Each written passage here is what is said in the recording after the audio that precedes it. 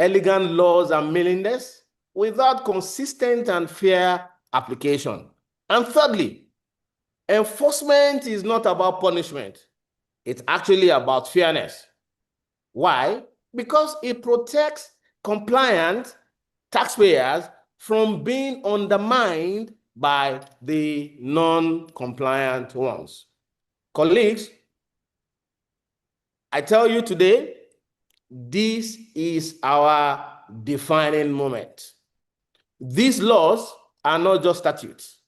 They are instruments of national accountability, and they are not distant. They take full effect in January 2026. The countdown has already begun. So our challenge as the architects and guardians of this system is very, very clear. How do we build a culture where compliance is the default, where penalties are the rare exceptions, not the common outcome? The answer to those questions, they start here. Today, with this conversation, we have a powerhouse panel assembled to give us clarity and the strategic insight that we need to be able to answer these questions. They will unpack the offenses, they will decode the penalties, and prepare us for the realities of 2026. So let's engage deeply. Let's ask tough questions. Let's leave this session not just informed, but equipped and ready to lead in this new era. So let's begin. And for us to begin, I would like to introduce our lead speaker. It is actually my distinct honor to introduce our lead speaker for this crucial session, a true luminary in the field of taxation, Mr. Emmanuel Adeleke, FCTI. He is the managing partner at Ijewere & Co., a name synonymous with excellence in tax advisory. With an illustrious career spanning over about 3 decades, Mr. Adeleke is a distinguished fellow of both the Institute of Chartered Accountants of Nigeria and the Chartered Institute of Taxation of Nigeria, a certified forensic accountant, and a seasoned management consultant. So he brings a rare and powerful blend of depth and breadth. His expertise, forged over the years through leadership on major projects across Nigeria and Africa, provides him with a panoramic view of the challenges and opportunities within our new tax landscape. We are incredibly privileged to have him set the stage for us today with his invaluable insight. Mr. Adeleke, you are welcome to this webinar today, and we are glad to have you here. So your session begins now, and you have about 30 to 35 minutes to address us. Thank you very much.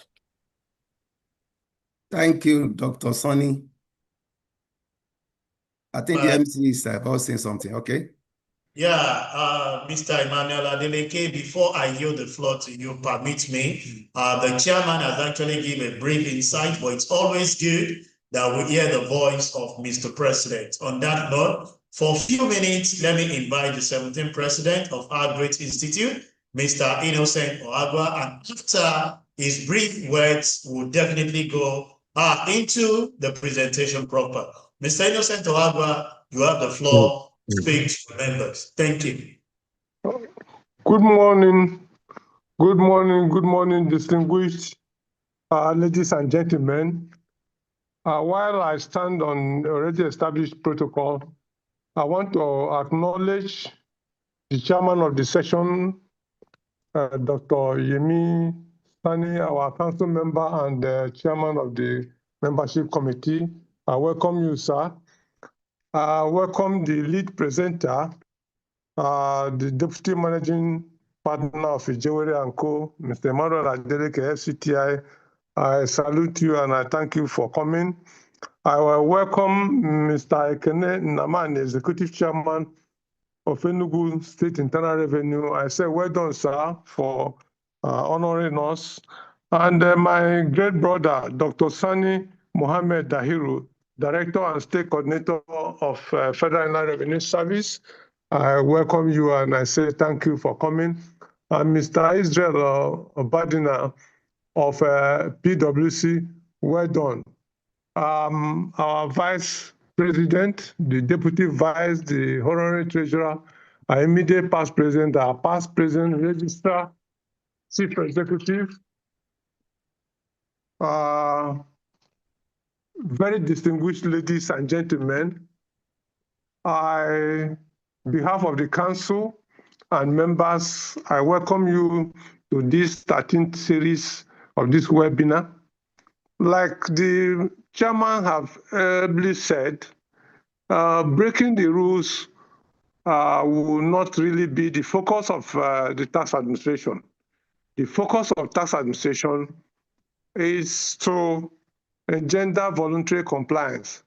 But however, these offenses and penalties are there in the law so as not to encourage bad conduct.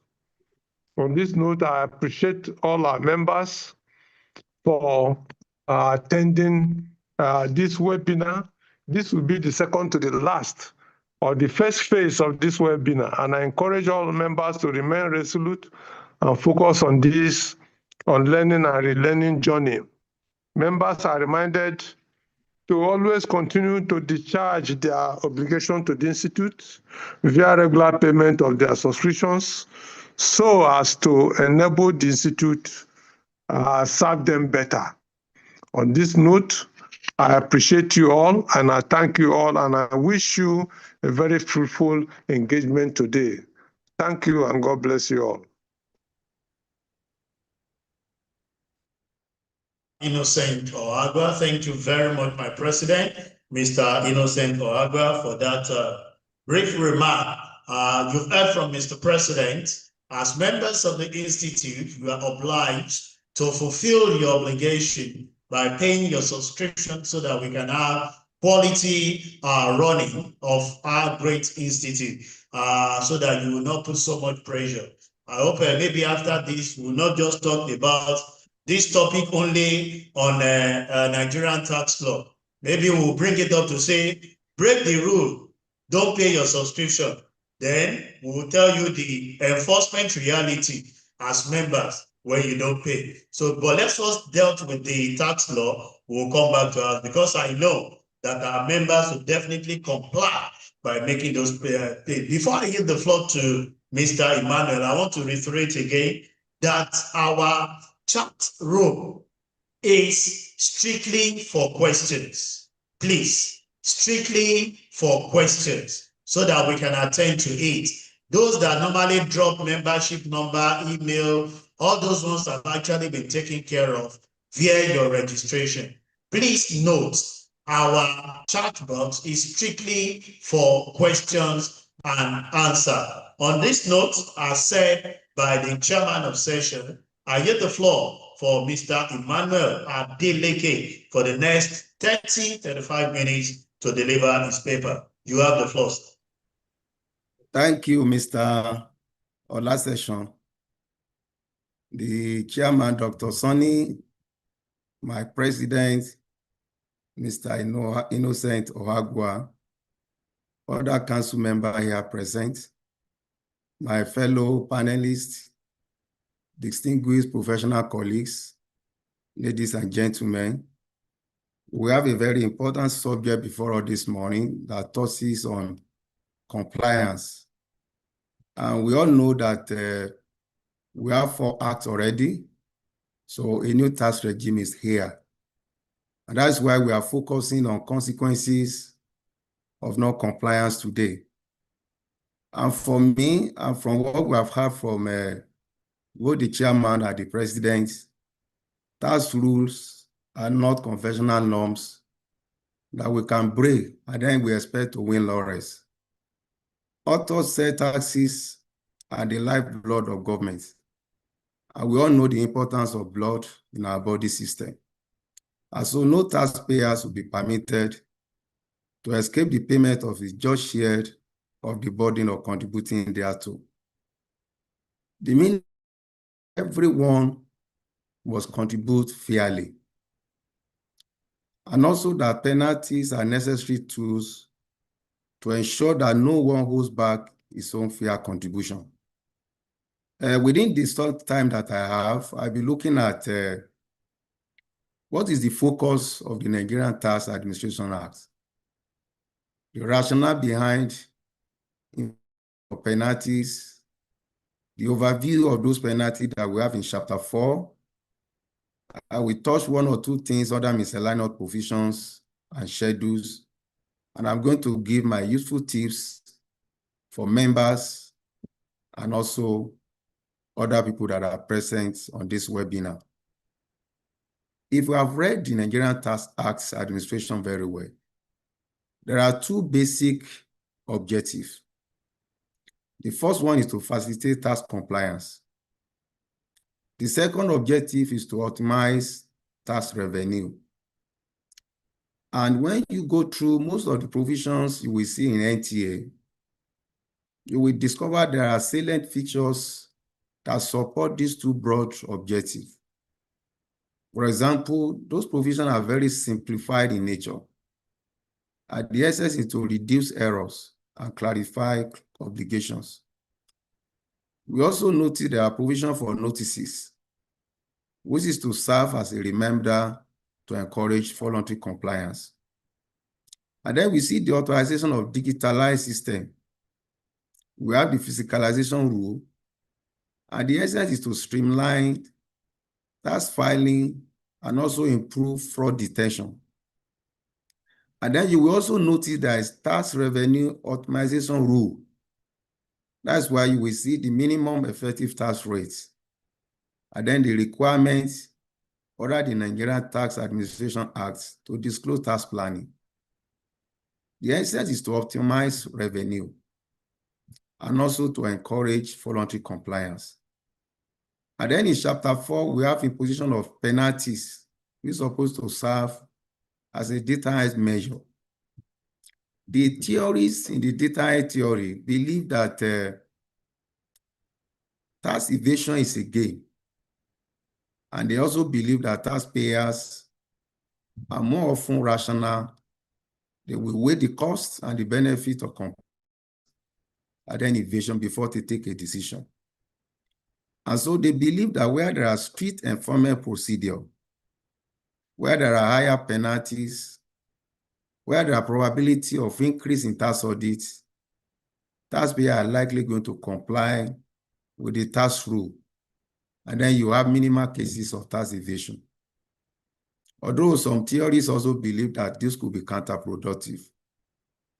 But the basic thing we should know is that penalties in tax law are essential to maintain integrity, to maintain fairness and effectiveness of the system.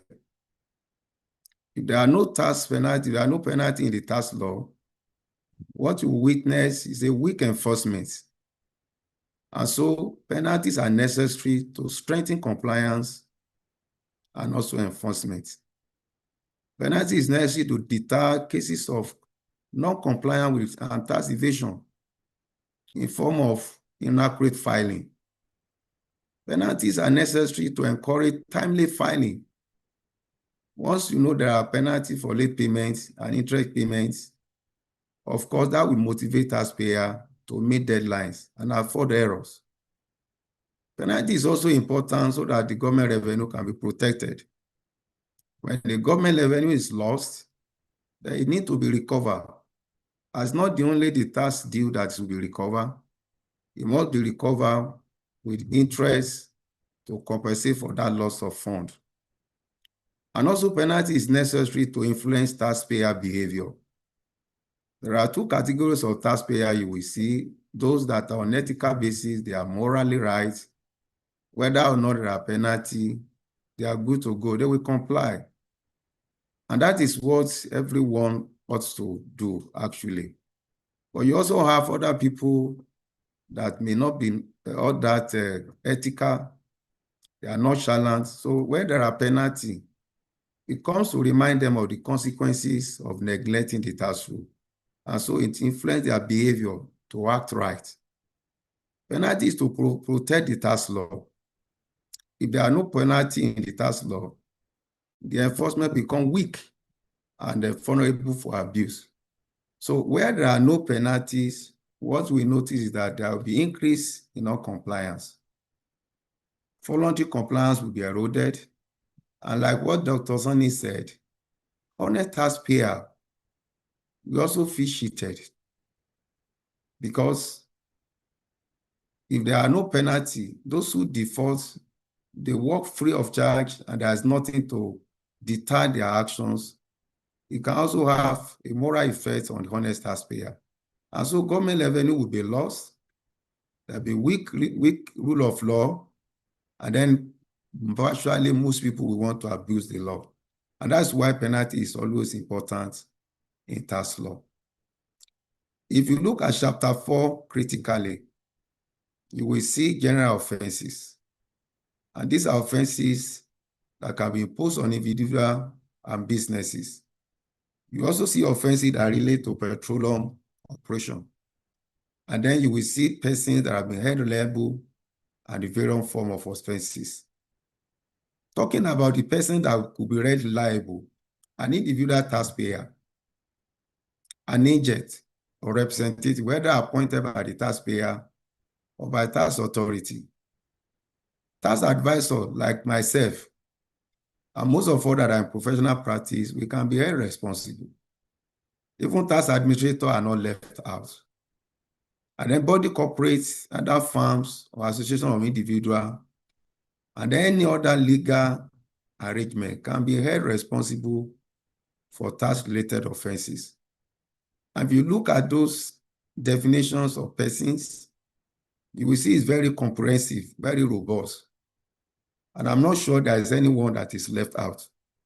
And when it comes to offenses committed by corporate bodies or firms or association, a director, a manager, secretary, partners in the firms, trustees, anyone that involved in the management of those associations and entity can be held responsible. And so if you look at it critically, it is me, people like you, people like myself, I can be held responsible. So in terms of monetary payment, in terms of imprisonment, that means it's still brought down to the natural person. And that's why this discussion is very fundamental as we count down to the new tax rules. Now, there are so many offenses that we see from chapter 4 of NTA, ranging from tax evasion to late payment of taxes, disclosure of confidential information, when you obstruct tax officers, when you refuse to grant access to authority to deploy their technology, refusal to adopt fiscalization, or even when you fail to register for tax, or you don't keep proper record, or you are abating and then aiding commission of an offense, or you receive a refund under a very false claim, or you fail to deduct, or you fail to remit, or you make false declaration, or you are counterfeiting documents, falsifying documents, or you are perpetrating a fraud, even when you fail to make attribution as required for VAT purposes, or you refuse to supply information, or there are material facts that you need to disclose in detail and you don't disclose them, or you are trying to induce tax official to obtain benefit, or when you are making or signing documents that is untrue, or you refuse to comply with notices from tax authority. When you are awarding contract to unregistered person, when you are using force, armed instruments to obstruct the tax officers from carrying out their obligation. In fact, there is no offense that doesn't have any penalty in the tax law. And so that's why this subject is very important. We need to dig down into it. We need to examine it critically so that we will be at the safe side. Some of these offenses can be criminal in nature. Some can be civil. Some can be administrative, like poor record keeping. Those offenses although that are compoundable, meaning that you can opt for monetary settlement. And then when you look at the penalty, you have administrative fines that does not even require you to be convicted before the tax authority can impose them. You have interest charges on unpaid taxes. You have prosecution that can lead to imprisonment. Even licensing can be suspended. And then you can be exposed to warrants of distress, seizure of assets, and so many other things. And so that's why we need to look at it critically. And like the president said, the essence is not just to punish the offender. The essence of penalty is to move us to compliance, to do the proper thing, and then we have a very relaxed mind. I'm going to go through some of those offenses, but things that I want us to look at is that most of these offenses, you don't need to be convicted before they can be imposed. For example, failure to register for tax is 50,000 the first month and then 25,000 for each of the month. We have similar provision in the existing VAT. If you are work contract or registered person, before now, this provision is almost on the statutory body. But if you look at section 100 of the NTAA, companies involved, and that means we are not expected to have work contract or registered person. And if you do so, there's an administrative penalty of 5 million, and you don't need to be convicted. If you fail to file your, for first month is 100,000, and then you don't need to be convicted. If you fail to pay proper book, the fine is 10,000 for the first month. It's a daily offense, and you don't need to be convicted.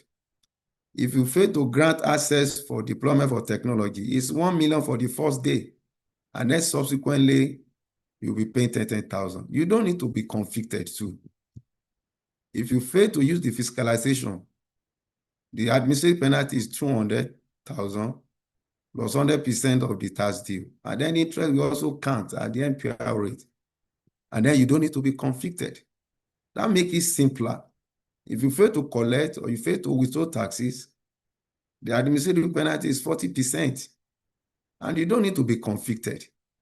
If you fail to make attribution for VAT purposes, for example, when you file your return, we're expected to submit details of consumption, where the consumption takes place, so that it will be easy for the purpose of revenue sharing. The administrative penalty is 1 million, and you also doesn't need to be convicted. If you fail to remit, you will pay the amount, we suffer administrative penalty of 10%, and then interest at the NPRA, and you don't need to be convicted. If you fail to self-account, you don't need to be convicted also. And the penalty is that you still pay the tax. You still pay the penalty of 10% and interest. And we all know that any expenses that ordinarily supposed to qualify as tax-deductible expense will not qualify if there are no evidence of VAT payment. The same thing with capital allowances.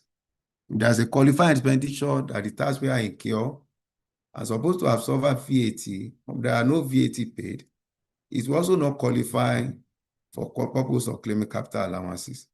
And so you have so many offenses here that you need not to be convicted before tax authority can impose them. You can see if you fail to comply with the notices, there's administrative penalty of 100,000. If you refuse to supply information, there's administrative penalty of 200,000, and then the daily charge of 10,000. If you refuse to meet the obligation or other legal requirements, the administrative penalty is 1 million, and you don't need to be convicted. And there is a daily penalty also of 10,000. For people, the virtual asset provider, if they fail to file a return, it's a new enactment really. The administrative penalty is 10 million for the first month, and then 1 million for every month. And then their license can be suspended. And so that's why it's a severe penalty, and then compliance is very important. Before now, we've been having very ridiculous fines on stamp duty, 20 naira, 40 naira. But now, under the NTAA, if you fail to stamp duty your documents, the penalty is 10%. And then you still pay an interest and then PRA. And all, if you neglect material fact in those documents, you still pay an administrative penalty of 100,000. And then you can be convicted. And then you go for 3 years imprisonment. There is something that I also want to point attention to. Most of the imprisonment terms under the NTAA, in fact, the majority of them are 3 years imprisonment. And that means imprisonment, you can back in prison for 3 years in addition to fine. If you fail to notify tax authority of changes in the particular, most especially your address, of course, there is a penalty of 100,000 for the first month. You don't need to be convicted, and every subsequent month you'll be having 5,000. The same thing happens. You can be convicted when you remove stamps that have been used for the purpose of dutiable instrument before. You can back 3 years imprisonment. And then there is a fine of 2 million, and can be both. So that's why we need to be careful in the new dispensation we are going. And we should not see penalty as if it's a way of punishing us, just to encourage voluntary compliance. And like I said, even tax authority are not left out. We used to have provision in other Federal Inland Revenue Establishment Act. And so some of those provisions also are contained in NTA. In fact, when you look at offenses and the penalty, we see provisions from Federal Inland Revenue Establishment have been reenacted. You will see provision from CITN, you will see from PITA, and then from VAT being reenacted, and then adjustments are made to them, just to make sure that taxpayers comply. And then if you induce authorized officer, of course, there's a penalty of 500,000. And then a body corporate will suffer a penalty of 2 million, and there is imprisonment out of 3 years too.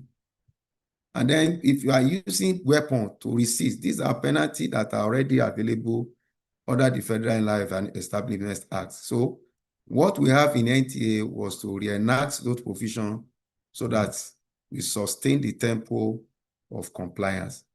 Another area I would like to point our attention to is making false claim, especially for tax refund. You will recover the tax, and then you will pay a penalty of 10 to 50% of that amount plus interest. And the penalty does not require that you need to be convicted. The same thing when you seek a VAT refund. In fact, the penalty of that VAT refund is even stiffer. And the reason is simple, because VAT audit is not required as a condition to obtain VAT refund. And so the penalty is 100% of the amount that you claim falsely. And then you will pay interest at the CBN MPR rate. One of the things we also need to note is the default in terms of mineral royalty.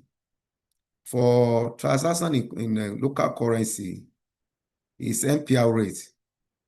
And then for transaction in the foreign currency is SOFR, which is a secure overnight financing rate. Before, we used to have LIBOR.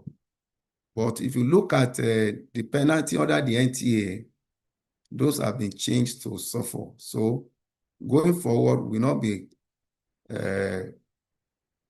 be making use of LIBOR, or be making use of SOFR for the purpose of interest payment on offenses that relate to transaction in foreign currency.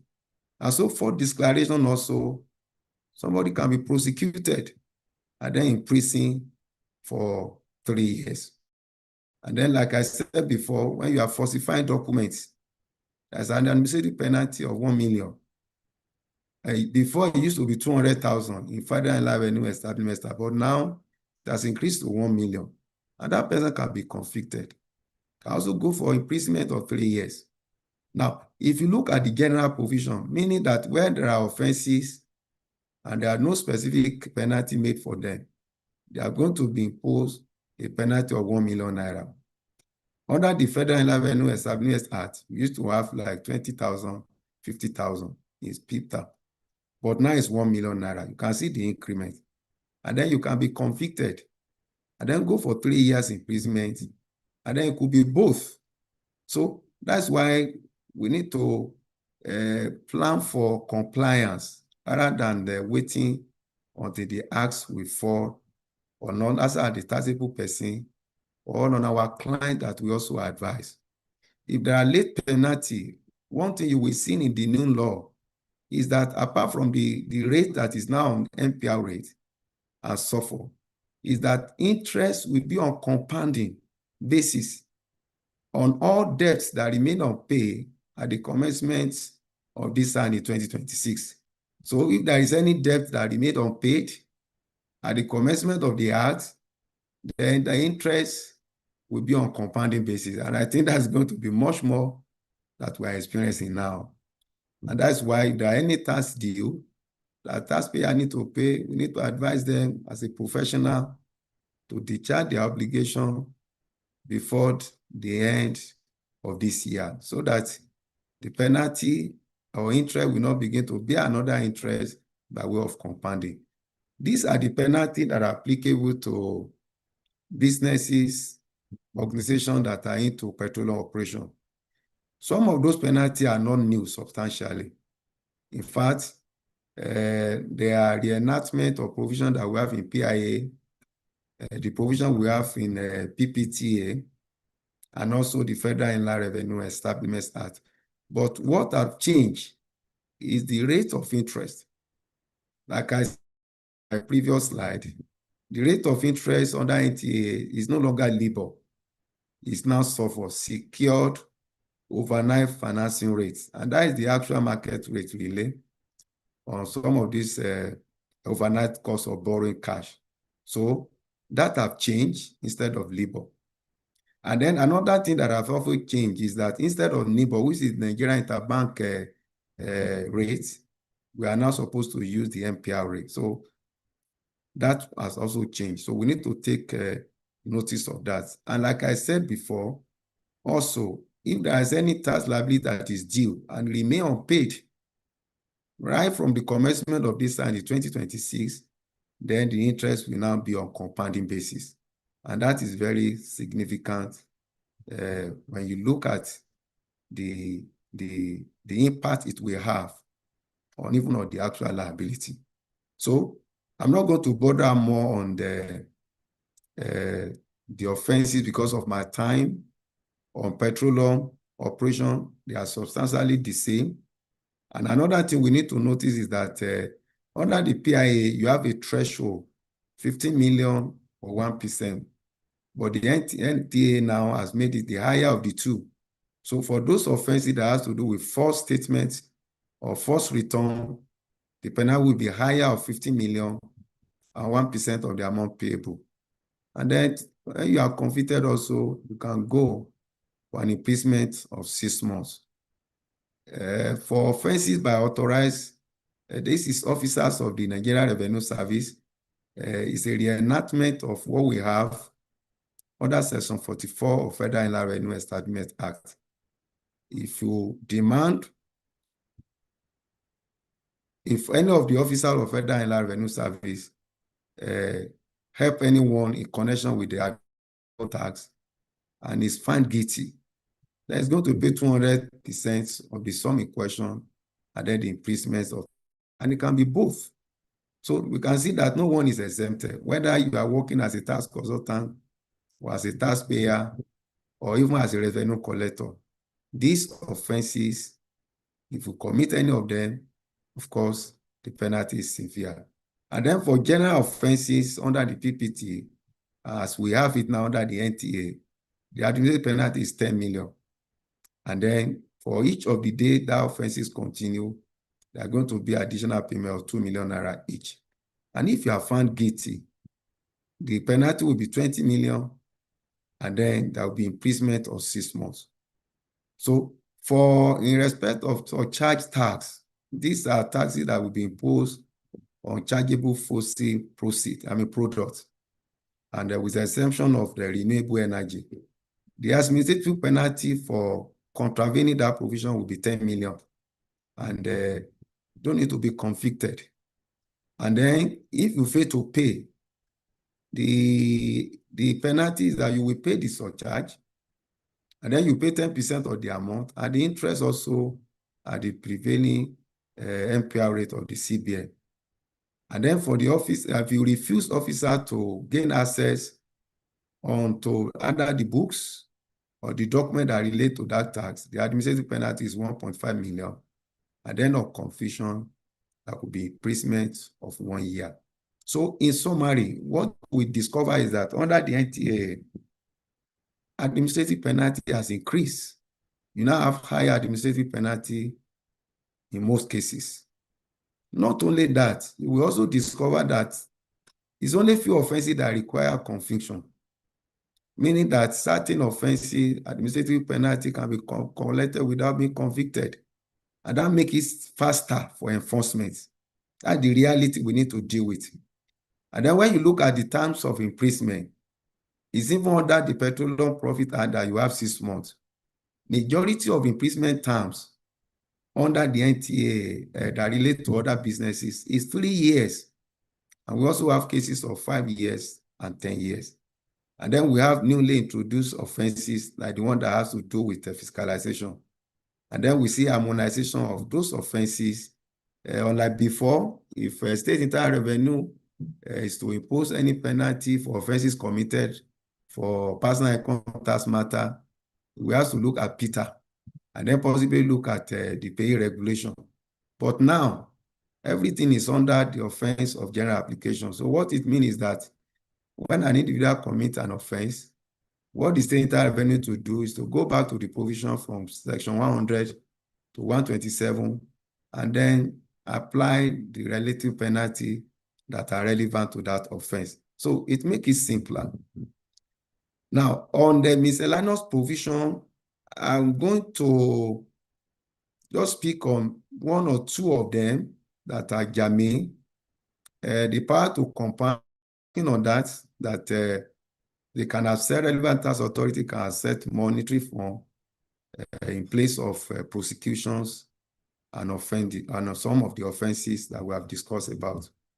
I want us to take particular attention to settlement of disputes. We now have an opportunity also to settle disputes either in parts or in whole, amicably. But that means the taxpayer must come with material facts. He must be able to disclose all the facts that are related to that matter.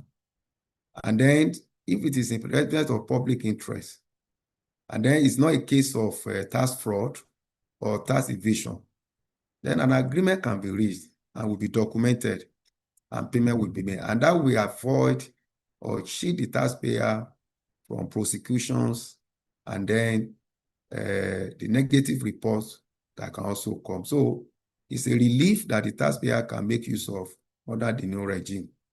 And then another thing also I want us to pay particular attention on is the issue of all these circulars and the regulations that are made under CITA, even though CITA have been repealed, personal income tax have been repealed, PPT have been repealed, value-added tax have been repealed, but whatever have been done, all those acts still remain intact, and the repeal will not affect them. Even the regulations or circular that are issued are also not affected. Even though I, as a person, we expect that the tax authority will need to harmonize, revise circular where it is necessary, and have those regulations also where it is necessary so that I can comply substantially with the provision of NTA. So as long as those provisions does not conflict with the provision of NTA, those regulations still subsist.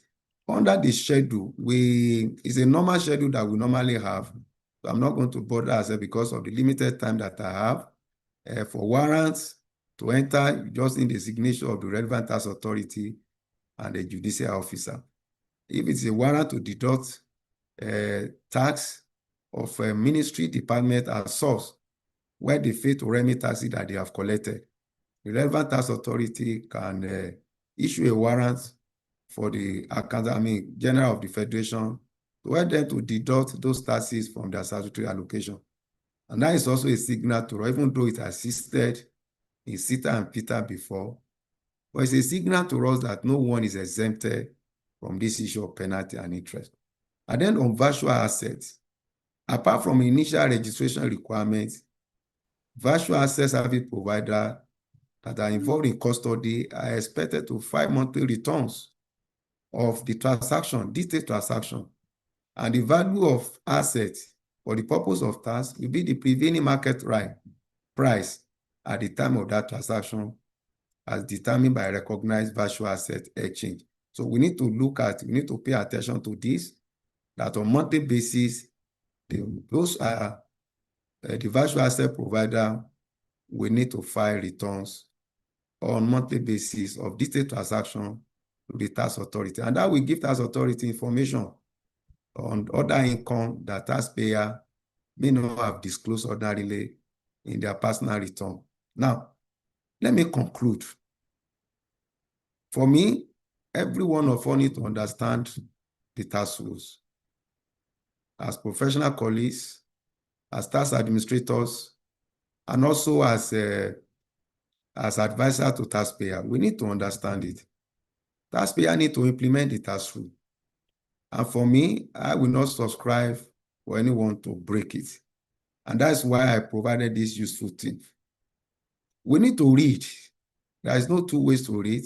As a professional, as an advisor, we need to read and read and read and read the new tax bills, the tax act, the NTA, we need to read them to understand the rules.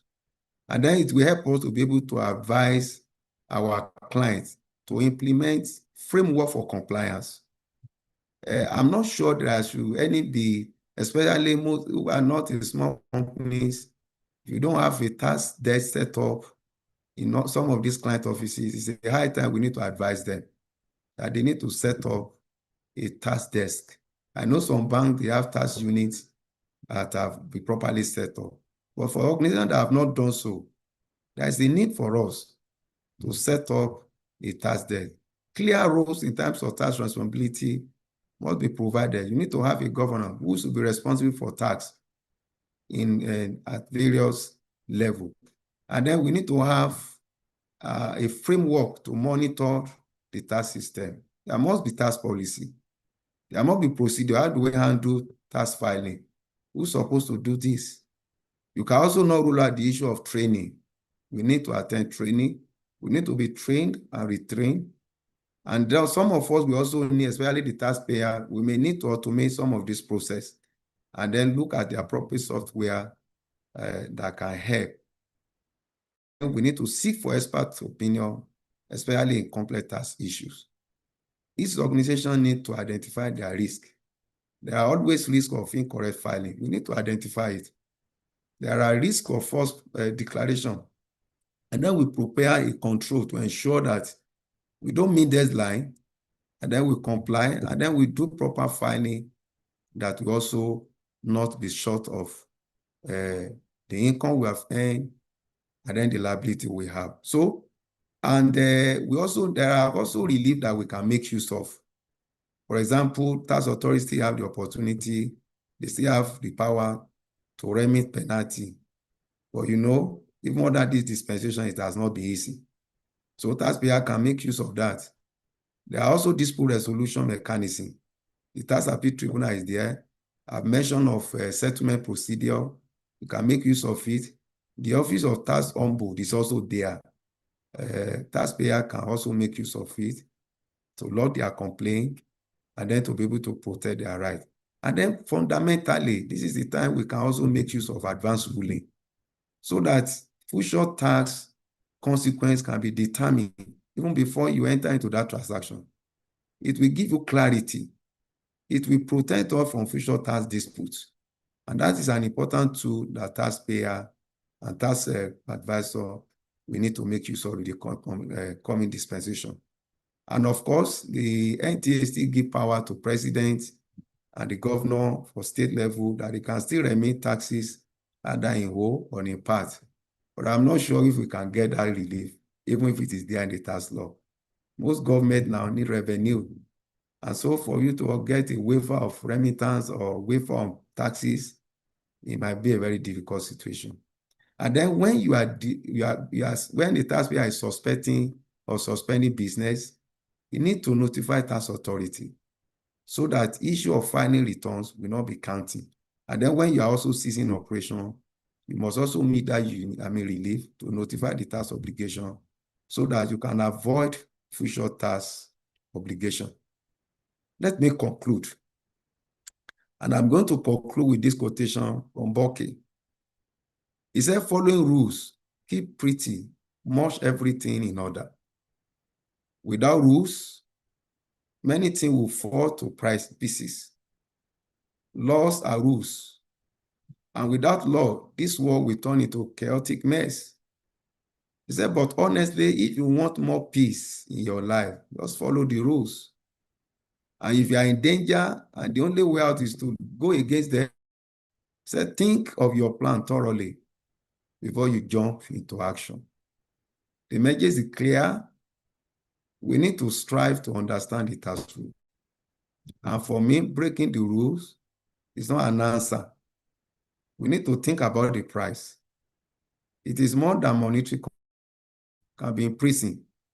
For me, I will say, follow the rules and don't break it. And on this note, I want to thank the management of CITN for the opportunity given to me to lead the discussion. Thank you.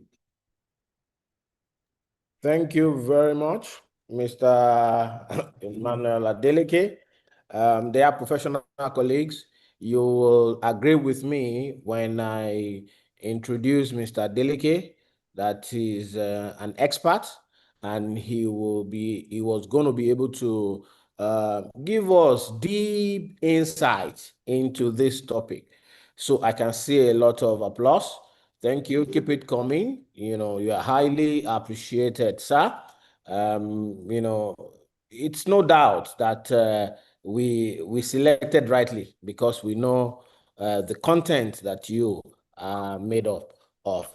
Thank you very much for that wonderful, thoroughly researched paper that you have presented. Our members, our participants, our professional colleagues here are appreciative of the presentation. We're going to allow for question and answers at a later time because we still have other eminent paper presenters who are going to take some deep dive into the paper as well. And also, let me commend Mr. Adeleke for keeping to time. I tried not to stop you by myself. I was watching, and my timer was ticking, and just on the nick of time, you were able to conclude your paper. We appreciate you, and we will still come back to you at the end of the paper, where people, I'm sure, our members are already writing the questions, because I'm sure they will want to ask some questions on the paper you have just presented. So please allow me to introduce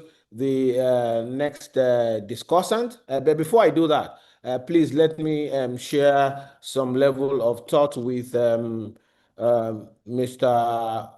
Chesson. Chesson, are you on? Okay, thank you very much, my chairman of session. Just give me 1 minute. I want to make mention to all our participants. Please, we are professional colleagues. We are breaking the rule. And the price, as stated by Mr. Adeleke, may be high on us as participants today. Please, the chat box is strictly for questions and observation. And from this moment, I start monitoring. When you break the rule, I'll allow you to pay the price. And the small price is you might be denied your LPTP credit hour. My chairman, Dr. Yemi, I think we need to start from here before the NTAA starts implementing their. I agree with you. We need to play some simulation so that we are ready for it. And who else can we practice with if it's not our members? So thank you very much. You can proceed. So on this note, my professional colleagues, we appreciate every one of us wanting to ensure that we get our credit hours, but that has been taken care of, because at the point of your registering for this particular program, your membership number has been taken and you are going to get your credit hours accordingly. So please let us leave that space. just for those people who have questions to answer, because we want to, that's why we try to make it short for the lead paper presenter. We're going to be making it short for the discussant so that we have more time for our members to be able to ask questions. We want to take as many questions as possible, and that is why we want that space to be left open. Thank you very much for your understanding. So please permit me to introduce our next discussant, discussant, who is going to be who's going to be talking to this paper himself also. So we're also joined by a panel of preeminent discussants in this webinar, and each of them is a powerhouse on on their own right, who will enrich the dialogue. The essence is to listen to the lead paper presenter and to bring some eminent people to come and enrich the dialogue. So first here we have Mr. Emmanuel Ekene Namani, FCTI. He is the visionary executive chairman of the Enugu State Internal Revenue Service. He is a man who is not loved in Enugu, and is not loved. Why? Because he has disrupted the space, by making sure that there's a new norm, there's a new normal in Enugu State in terms of revenue generation in the state. He's a respected member of the Joint Tax Board and a dual qualified fellow with over 21 years of experience. Mr. Namani is at the forefront of a revolutionary shift in revenue mobilization, especially in Enugu State. He is widely recognized for championing innovative and technology-driven solutions that are reshaping the tax administration in the informal sector, making him a true thought leader in modern fiscal policy. So he will be having the floor for another 10 minutes to give us another deep dive into this. Mr. Namani, you are welcome to this webinar, and you have the floor for the next 10 minutes. Thank you very much. Thank you. May I appreciate everyone here who has given me this opportunity to talk to my people. It is yet another interesting section for CITN and its members. And I want to say kudos to the president of the CITN and all members here present. Permit me to appreciate the paper presenter.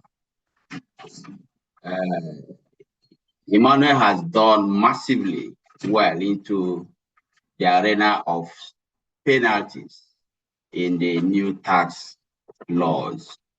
I also say that I will want to deviate from the issue of this penalty to safeguarding our people. I think that is the most important thing to us. How do we safeguard ourselves?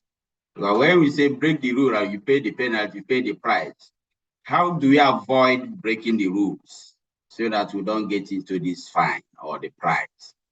I also want to let us know that in the new tax laws, 2 of the laws have already commenced. The Nigerian Revenue Service law has commenced. The JRB law has also commenced. So it's only 2 of these laws that will commence from 1st of January 2026, because we need to prepare a ground upon which these 2 tax laws, the tax administration law and Nigerian tax law itself, will start. That said, in area of penalties, the law has done massively in ensuring that compliance, voluntary compliance, is the only way we're going to get our people to pay tax to the coffer of government and to ensure government utilize it to do things that will help us in our country.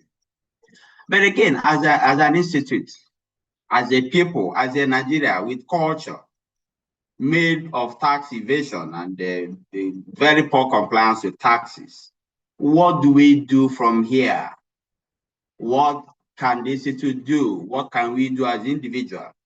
This tax law has been made in a very simple language. But for me, Do you think we are talking to somebody who is in the main market on Isha? Do you think all this webinar and talk we've done, have we been able to visit people at Obalande market? Have we been able to talk to people who are at trade fair markets? Are you sure we have talked to people who are at Enugu? Are they aware? Are they part of this country? Are they part of this sanction being meted out? Will it affect them? So these are the things we need to sit down and discuss. So from the point of view of a revenue administration or a tax authority, what do we do to bring these taxpayers into compliance? Simple thing we need to do: how do they register as a taxpayer? How do they get their tax ID? The enormous work is on the tax authority. We need to push it. We need to market it like somebody who is marketing Indomie. We need to market this tax ID door to door. We need to make sure that citizens are not denied the opportunity to register so that they don't begin to pay the price of not registering. So it is the duty of the tax authority. Now it is also the duty of tax authority to make filing easy. Can we have a tax authority that provides a simplified model of filing where you can file without having internet? Can we have a USSD model of filing for taxpayers, especially those in the informal sector? So these are areas of our concern that the tax authority need to come in and bridge this gap. Let's have USSD model of filing. Even if it has to be internet, can it be 1, 2, 3, 4 lines and you're done? Nobody needs to ask you about your grandparents' health. Nobody has to ask you about your grandparents' surname and their addresses. Can we make it simple? Can we limit it to what we need? This is the area of tax authority.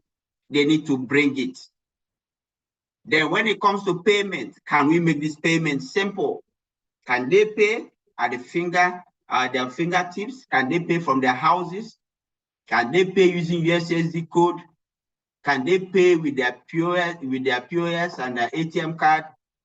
Can we have a QR code where this payment can be made?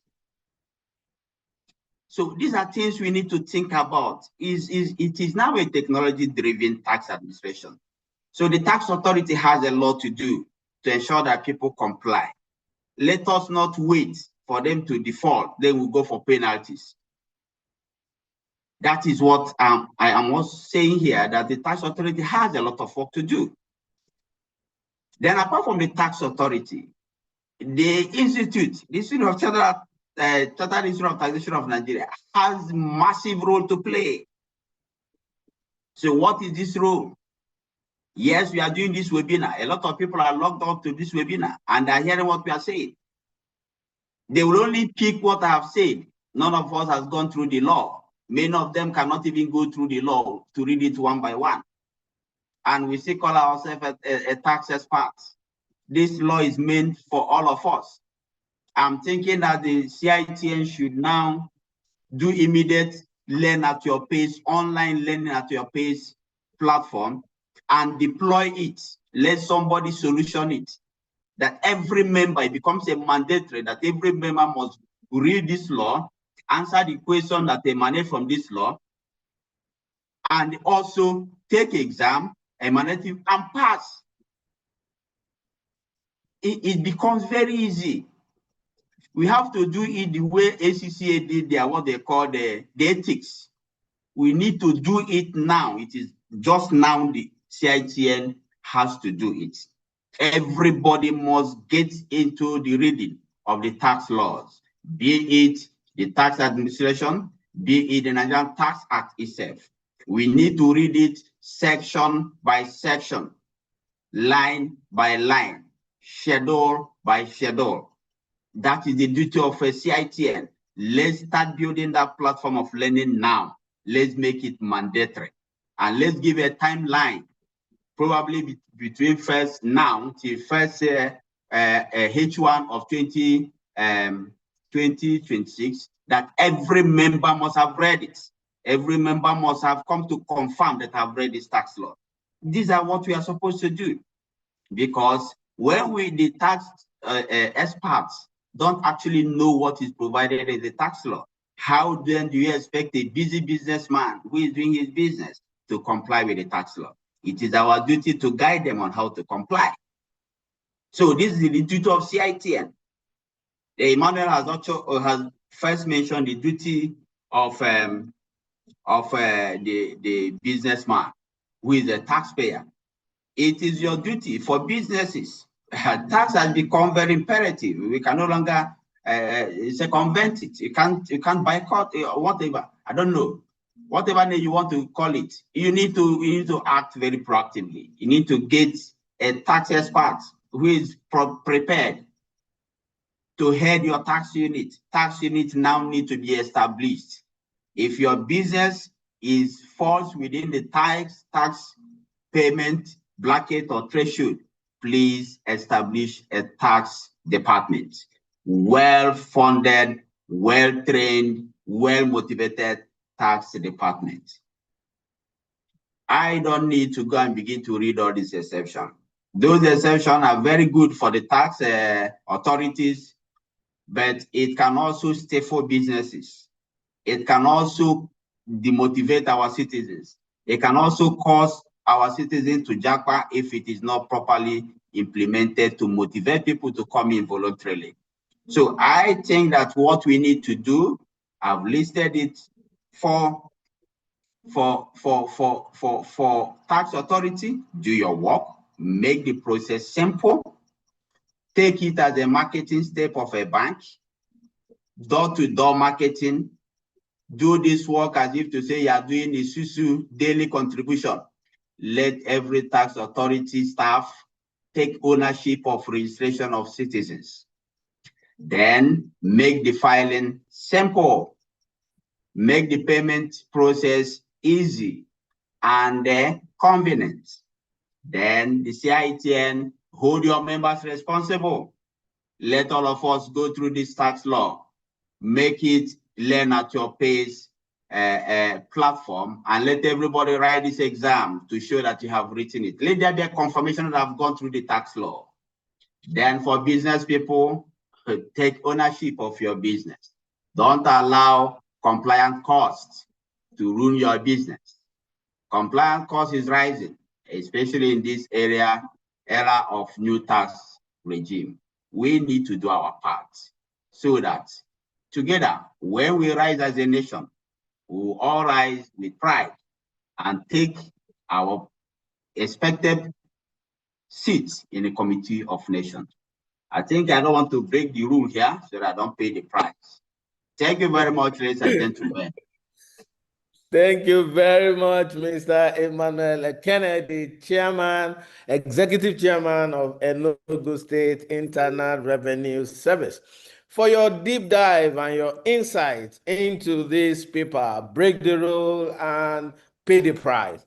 Apparently, they say charity begins at home. So, and the breaking the rule and paying the price even starts with us at this webinar. We want to say a very big thank you for that insight. I hear sensitization by all tax authorities to drill down even to the informal sector. I hear that the Institute needs to help to sensitize people. And how can the Institute help? Number one, by what the Institute is doing now with the webinar. And two, by ensuring that everybody that is in this webinar, right, is a carrier of this information to at least 5 other people. And each of those people should be carrier to 5 other people in order to sensitize the entire populace. Thank you very much for that deep insight. But before I call the next eminent discussant, please permit me to recognize the presence of our past president who is joining us in this webinar, in person of Mr. Kunle Kodri. Mr. Kunle Kodri happens to be a past president of our Grace Institute, and he was also the past president of the West African Union of Tax Institute. Prince Kunle Kodri, you are very much welcome to this webinar, and thank you for joining us in this webinar. You may want to say something to our teaming members to encourage them. They are enjoying the program, and you may want to say one or two things before I move to the next participant, sir, if you are online, sir. Thank you very much, Dr. Sonny. And let me say good afternoon to all, my presidents, 17th president, and the members of the ESCO. It's good to have this type of series, and I want to really appreciate the Institute for this initiative. Thank you so much. Thank you very much for those words, sir. I think our members really appreciate that. We appreciate it too. Thank you very much. So without much ado, please let us move to the next eminent person who is going to do a deep dive into this paper as well. Please join me in welcoming an astute doctor, Dr. Sani M. Dahiru, FSI. Dr. Sani has over 30 years of dedicated service at the Federal Inland Revenue Service. Dr. Dahiru is the epitome of a seasoned tax administrator and lawyer. His profound institutional knowledge is actually unmatched. You know, having held pivotal roles from board secretary to his current position as the director and state administrator for the Bauchi region of the FRS, as a fellow of 5 professional institutes, including the prestigious National Institute for Security Studies. He offers a deeply strategic perspective on enforcement and compliance that is simply invaluable.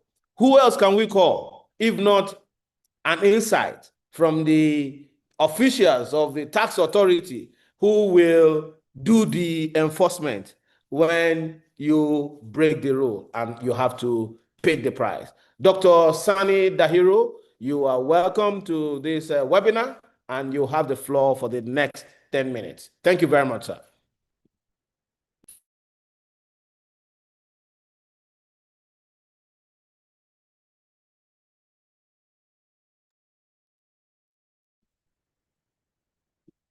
Dr. Sani Dahiru, is it on? Mr. Waidi, please, can you help me check and confirm on. that Let him his just microphone? unmute. Yes, so please allow him to unmute his microphone so that he can address our teaming professional colleagues who cannot wait to hear what he has to give us. Dr. Dairo, please unmute your mic and speak to our audience, please. Okay, are you there? Yeah, yes, we can hear you, Dr. Dairo. Yeah. My president, the erudite speakers, and the chairman of the session, I thank you for this opportunity to say a word in this webinar, which is deep dive into the current tax act that has been signed by Mr. President. The topic looks simple, but yet packed with a lot of provisions that will make or mar the system. Enforcement. If you go back to the NTA, you look at the enforcement provisions from sections 57 to 67, it's quite instructive. If you look at the offenses as discussed by our presenter, Mr. Emmanuel Adeleke, from sections 100 to sections 125, is quite instructive as well. The one area that I would need to add in my own presentation, because most of the things that we needed to have speak about has been mentioned by the earlier presenter. But there are areas that we will need to add some or we share knowledge together. Specifically, Nigerians have been asking, what is this petroleum tax? What is this petroleum tax? I heard the chairman of the fiscal committee 2 days ago in a program in Anna, in Abuja, where he made a presentation. Is it really a tax, a surcharge, or a levy? That's an answer for another day. But a deep dive that we are doing today says the Honorable Minister of Finance is empowered to issue general direction on the fossil charge, which is called the petroleum tax today by Nigerians.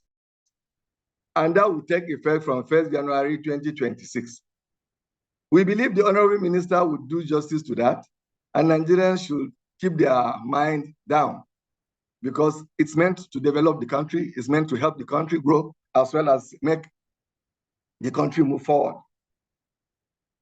The other area that I need to make mention about is the advisory nature, because the rules and the law, as we have it today, they are quite elusive. But one other area that we have seemingly forget is the advisory capacity of our institutes.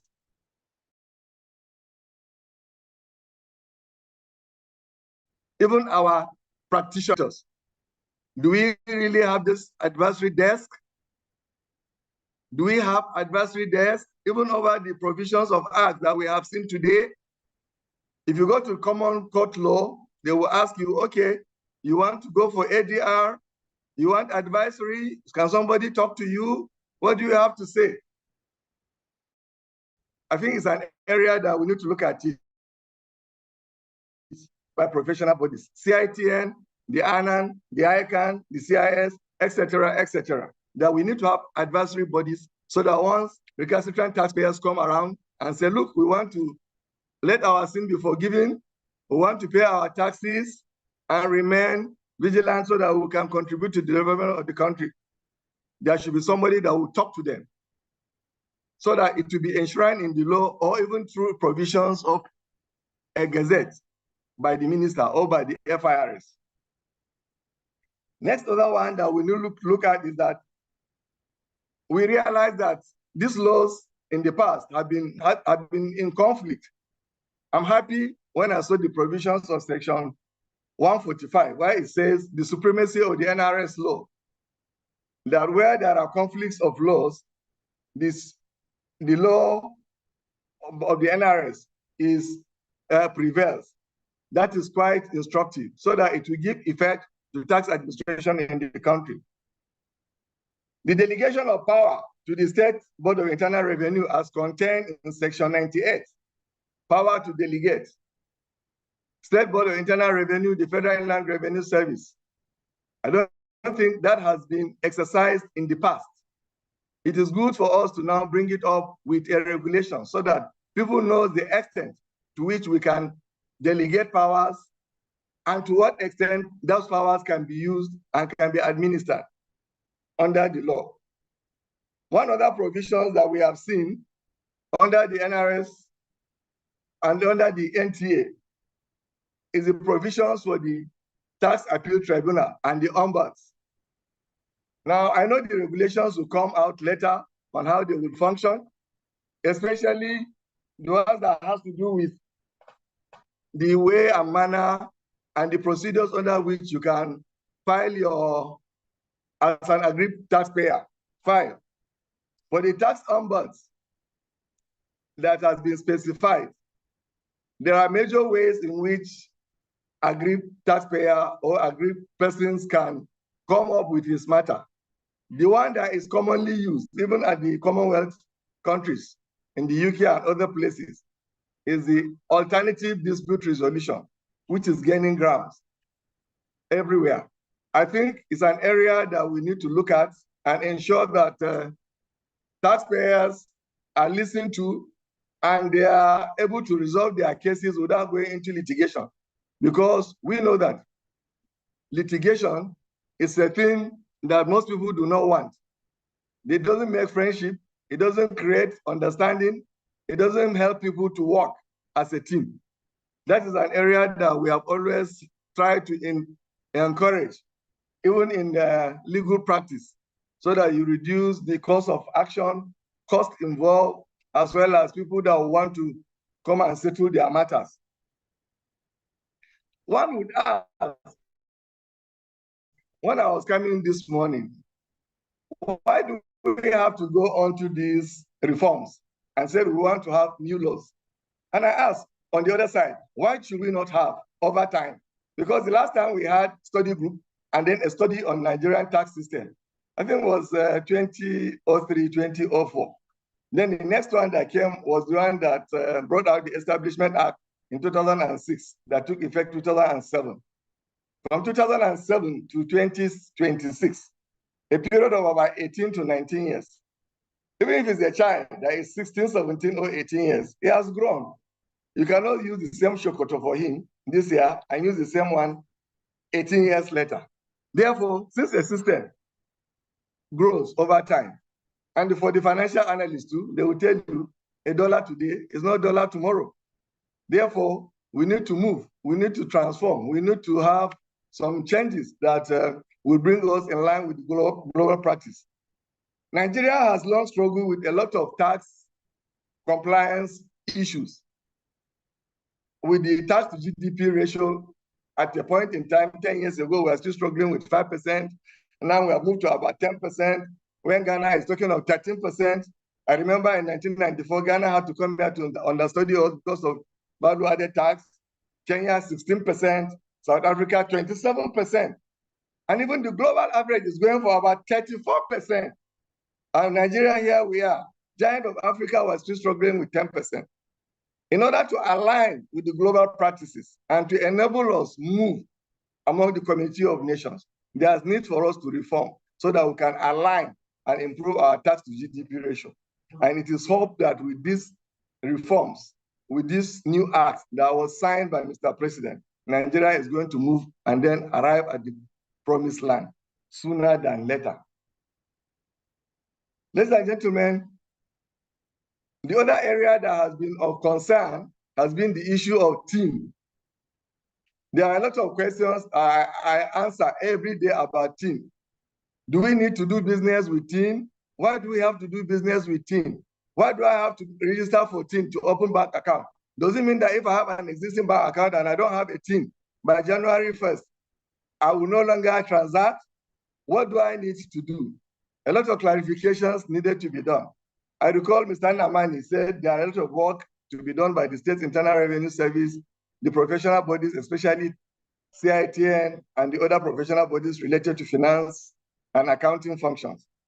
No, you do not have to close your accounts. You do not have to stop using any other transactions because you are asked to register for TIN. Only saying that now TIN is a little bit restricted. Now they're saying tax ID, so that it is relatively more open and more robust, so that people would understand it. It's saying that by 1st January 2026, every person that operates or that wants to operate bank account should register. This is to align with global practice so that we can have all the information together. If you have a TIN or you have a tax ID, all the information they need to do. Over time, they will even link it with your international passport. So that once they talk about a particular person, a taxable person, either as an individual or as a corporate body, once they get your TIN, tax ID, they will be able to say who you are, they can profile you, they can talk about yourself, and so on and so forth. This is a way in trying to make sure that there is compliance. It's a compliance tool as well. And then giving credit to people that ought to be given those credits. That is the area. Now, people are asking, do they need to queue to get biometrics? Why do you have to queue for biometrics? No.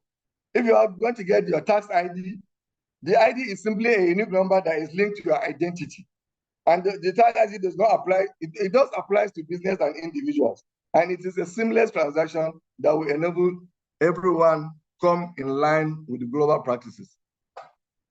Apart from that area, the other area that I need to talk under section 191 about artificial transaction. Now, all transactions, especially when those transactions under restructuring are done, some transactions are not given credence. The tax authority under Section 191 is empowered to make some level of adjustment so that it can pay the appropriate taxes and be in line with global practices. All these arrangements must be in line with the provisions of transfer pricing. The same way with the Section 192, which says about arm's length, all transactions that are in arm's length. When the transaction is not at arm's length, the FRS is empowered to make necessary adjustment as well and to bring it in arm's length. This is equally contained in our transfer pricing regulations and so on and so forth. Then other sections of the NTA that require that we look at the enforcement provisions. This is the extreme aspect that from Section 58, 59, up to section 144, 145. They are all sections that require punitive results. But the authorities, tax authorities, would not want to go into that enforcement provisions because these are provisions that require you to assess land, to power of substitution, power to distrain, and the power to use special purpose tax officers, which is not really something that is pleasant to the eye. The simplest transactions in tax administration is such that we want everybody to align so that he be a partaker in tax administration and be a vanguard of tax compliance for the development of the nation. Thank you, sir. Thank you, Dr. Yeah. I think our time is up here. Okay, let me make conclusion and then concluding statements. Okay, I have always been a vanguard of tax administration, doing a lot of work in tax enforcement, taxpayer education, tax enforcement, taxpayer education, as well as tax practices. You cannot have a great nation, Nigeria, today without having to contribute to the general pot. So I urge all Nigerians to contribute the little they can that is within the ambit of the law to ensure that they have a stake in the development of the nation. I once more thank the organizers, the CITN, my president, as well as Dr. Yemi Sani, who has been very friendly too. And even though he bears my name on the other side, I want to thank all other presenters and discussants for this wonderful opportunity. I look forward to seeing you someday. Thank you. Thank you very much, sir, Dr. Sani, for that insight. Please do not leave. Our members would like to ask questions. I know that there are 1,001 questions for you, sir, because you represent FIRS. Our members would like to ask questions. Thank you for that insight into the paper as well, so that we're able to quickly conclude and allow our members to be able to ask questions, to attend to all the questions. We want to attend to as many questions as possible. So please permit me to bring in the last discussant. I'm pleased to have Mr. Israel Obadina, ACTI. Mr. Obadina is a manager in Tax Reporting and Strategy Unit of PwC Nigeria. Mr. Obadina represents the sharp analytical edge of the next generation of tax leaders in Nigeria. He advises diverse portfolio of clients on complex matters from international tax to transactional structuring, providing him with a ground level view of the practical challenges businesses face. His expertise in navigating compliance and building collaborative relationship with authorities brings a vital, real-world dimension to our conversation today. So together, this exceptional panel is poised to deliver a session that is not only insightful, but truly transformative. You will see we have brought this paper from the light, from the perspective of the tax authorities, even though they are the one who holds the stick to be able to use when we do not, when we have to pay the price. However, we need to see from the lens of the consultants and the taxpayers themselves. So and Mr. Obadina gives us a perspective from those two views and those two angles as an expert who advises clients. And of course, clients cuts across private wealth individuals, corporates, and individuals, and as well as even government.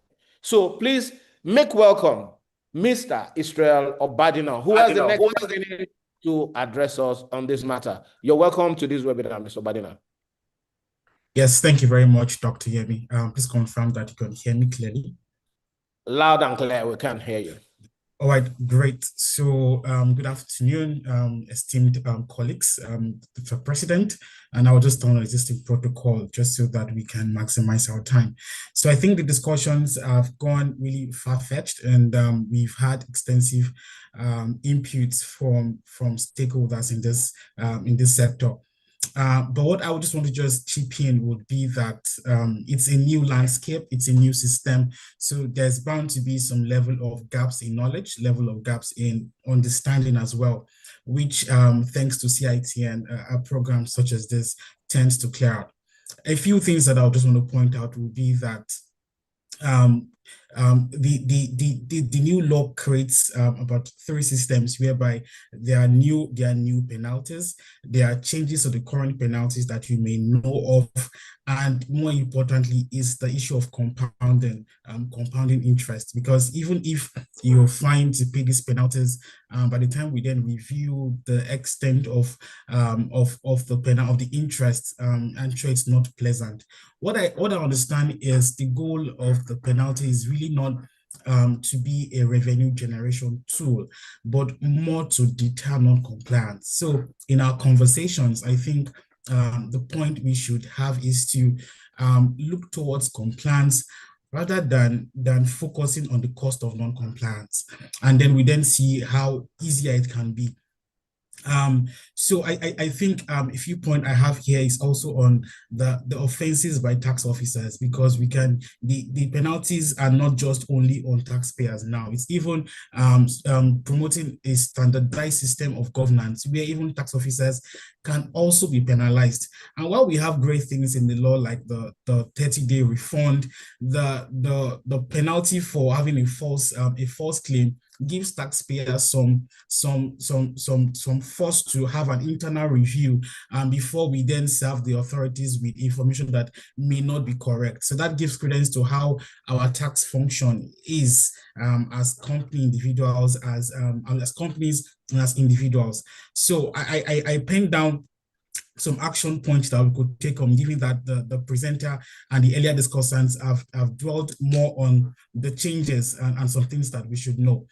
One is that compliance is no longer optional, it is now strategic. So while we are having these discussions at board levels, we need to also engage in how the compliance nature of our companies are, and even if we are public parastatals, we need to understand how it works, because if we focus just on the business profits and not engaging in how your tax function is being effective, you might see penalties and interest eroding those profits that you're striving to make. One other thing is the tax authorities is to say that tax authorities should really not just enable, they should enable, but not enforce. So what I'm trying to say is, yes, we have new laws. I cannot say everybody is even well aware of the new laws to the extent. There are things that people are hearing for the first time. So I would imagine that the state and federal tax authorities can collaborate in doing major campaigns, even to the grassroots. Let people be aware, enable them, and not just to enforce these laws. As a consultant, I've seen people come around to say, what is the cost of not complying? So I'm meant to do this. What if I choose not to do this? What's the cost? Because people have that apathy to not even comply, which is what is now changing, given that there are now imprisonment clauses. So before you just walk up to an individual or a board member and then threaten to imprison them. I think it would be fair for them to have that knowledge ahead of time, which is something that I would applaud CITN for also championing. And I think we, in our personal day-to-day activities, we can also do that in our communities, in our individual spaces, just to ensure that we work closely with the government to ensure nobody is ignorant of the change.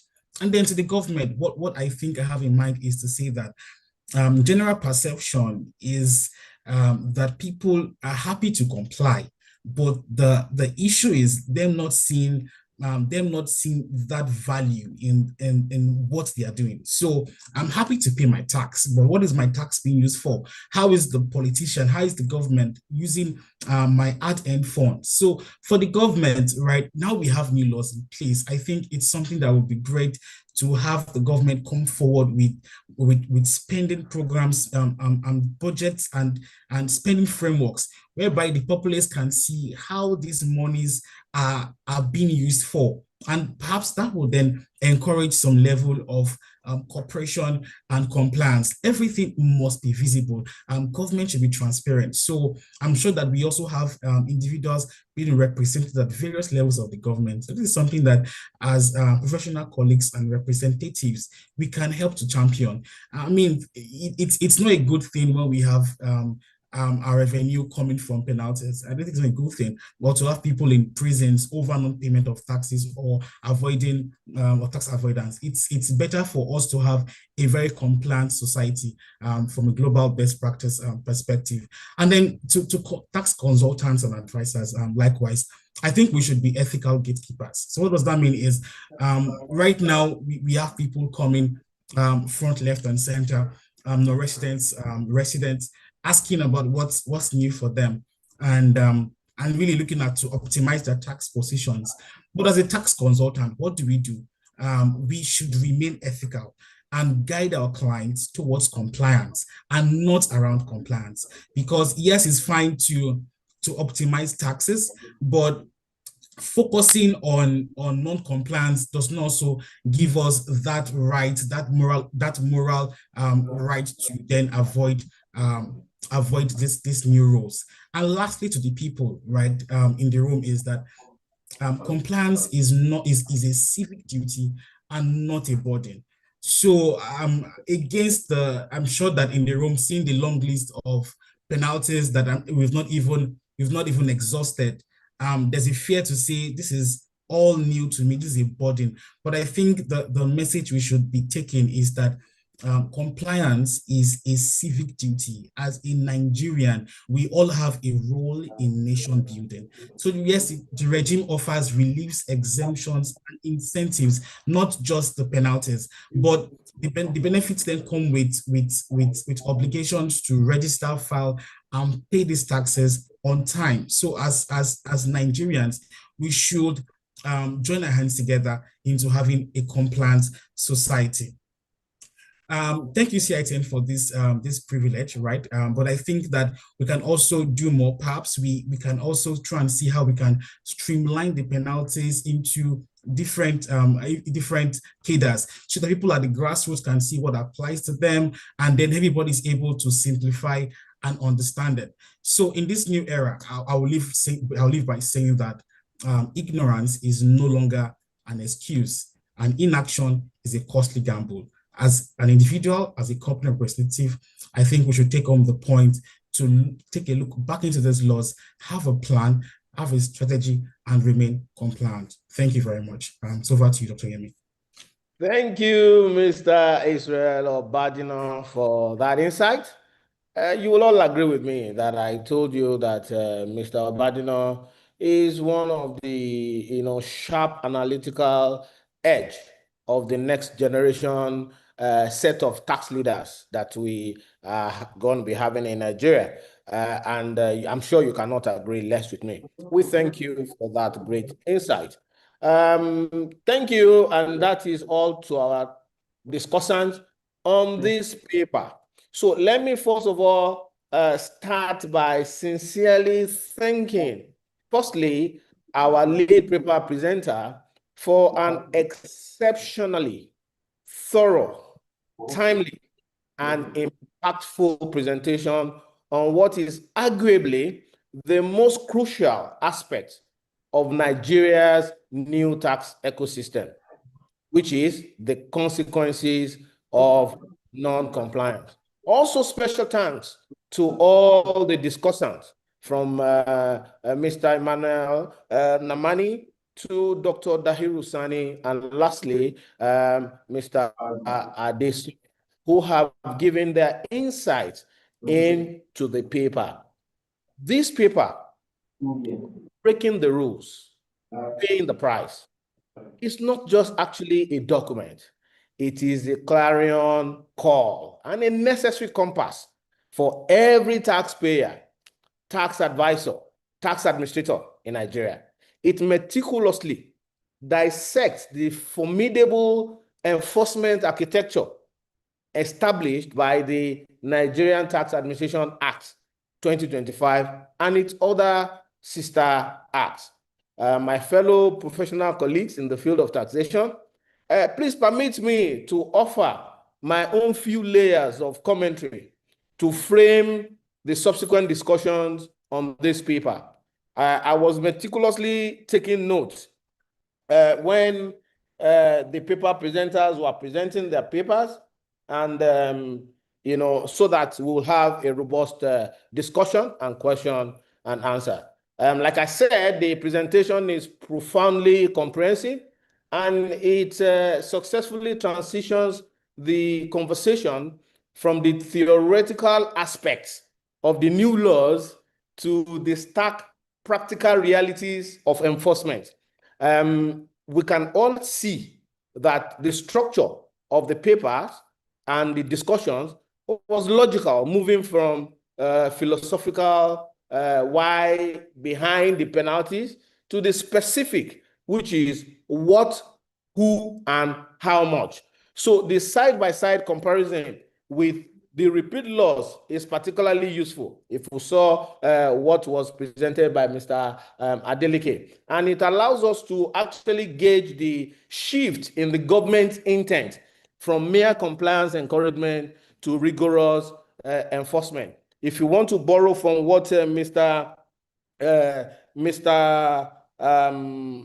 Israel Adesina said, he said the penalties are more of compliance tools and not to be seen from the lens of the revenue generation. So what are the key strengths I must highlight in this paper? One, the clarity on the new normal, which the paper brilliantly underscores a fundamental paradigm shift from the removal of the requirement for conviction for many offenses. The move towards administrative penalties actually means that the revenue authorities can act swiftly and decisively. So the era of long-drawn court processes as a primary tactic for delay is, for many instructions now, is actually over. Secondly, I took from it the deterrence theory in practice.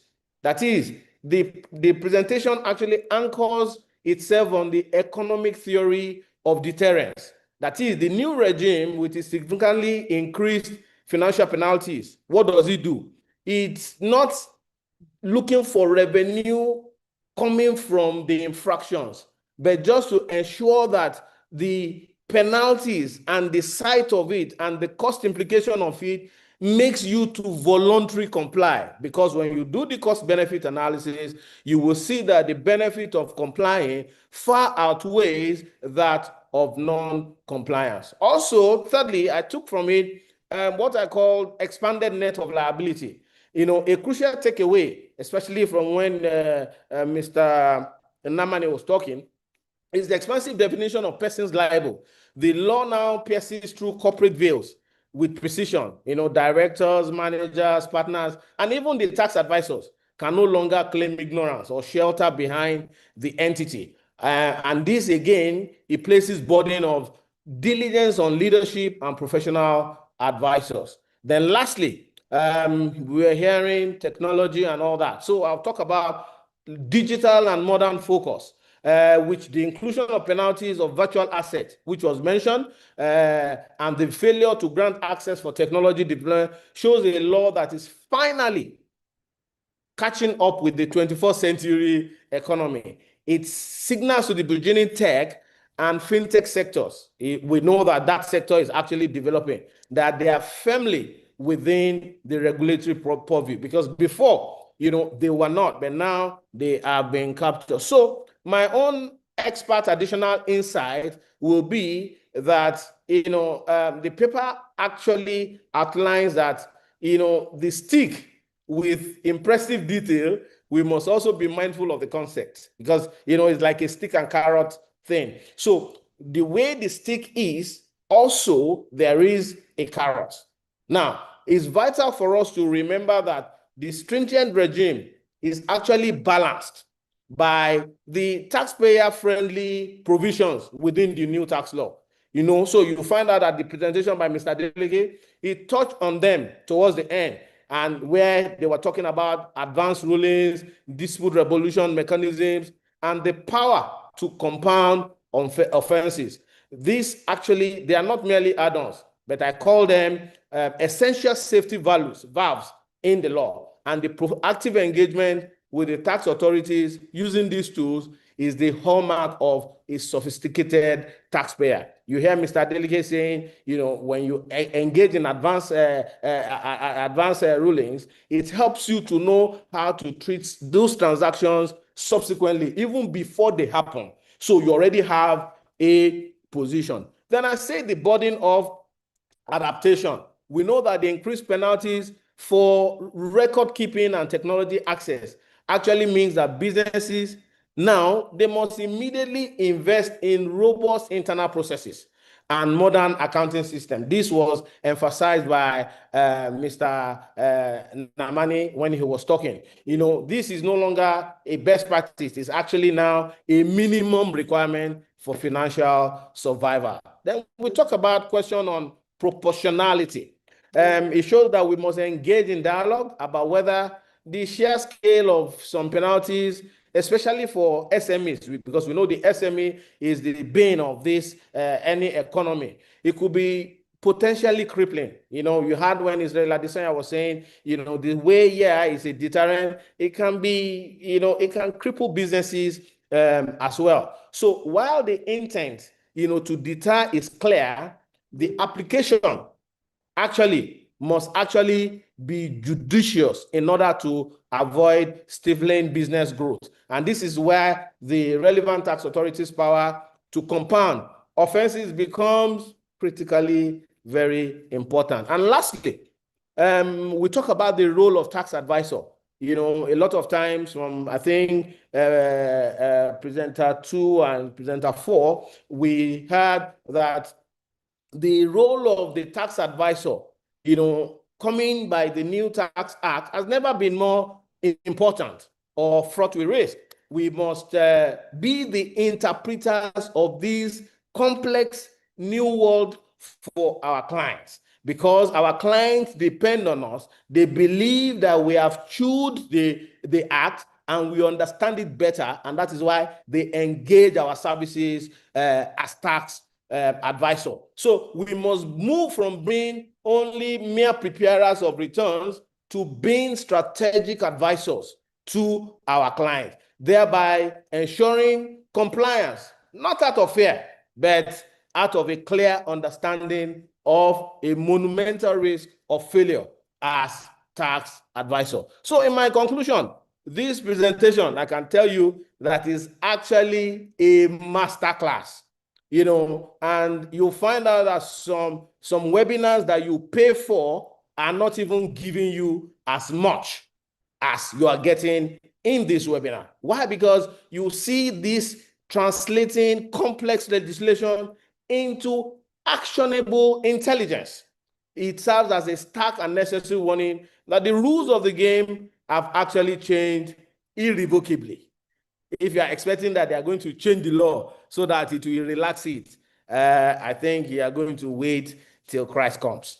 Now, we know that the price of breaking these rules is no longer, a slap on the wrist. It's a significant financial and reputational cost that can actually threaten the existence of any business enterprise, especially as our SMEs. So what will I call the take home here? Let us see this insight from this paper.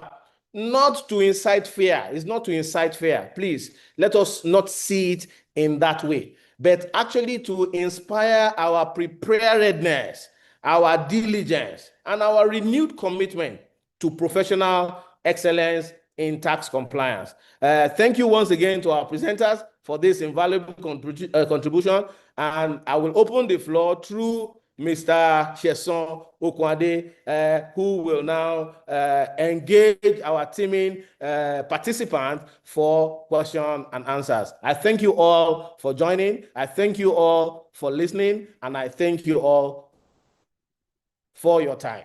Sheson, over to you, please. Thank you very much, Dr. Adeyemi Sonny, Council Member of our great institute, for that recap and a round-off on this question. I'll leave the vote of thanks to who will do it, but I'll quickly run into questions and answer because our time is fast spent. And I'll be picking on individual presenter this morning. I'll give you the question, and we have limited time. Just help us go straight in responding to the question. Permit me to start with Mr. Ekene Namani, and these questions, I will give you these two questions to help me do justice to. Christopher is asking, in personal income tax, the replacement of the CRA with rent relief of 500,000, how is it going to be treated? Are we expecting the staff to now start submitting their receipt for you to verify to take care of the relief? That's one. Christopher again is asking that he had an outsourced staff in Abuja and Port Harcourt. How will he remit their taxes since he did not register with the tax authority in that area because he's actually domiciled in another place? Help us do justice to those two questions.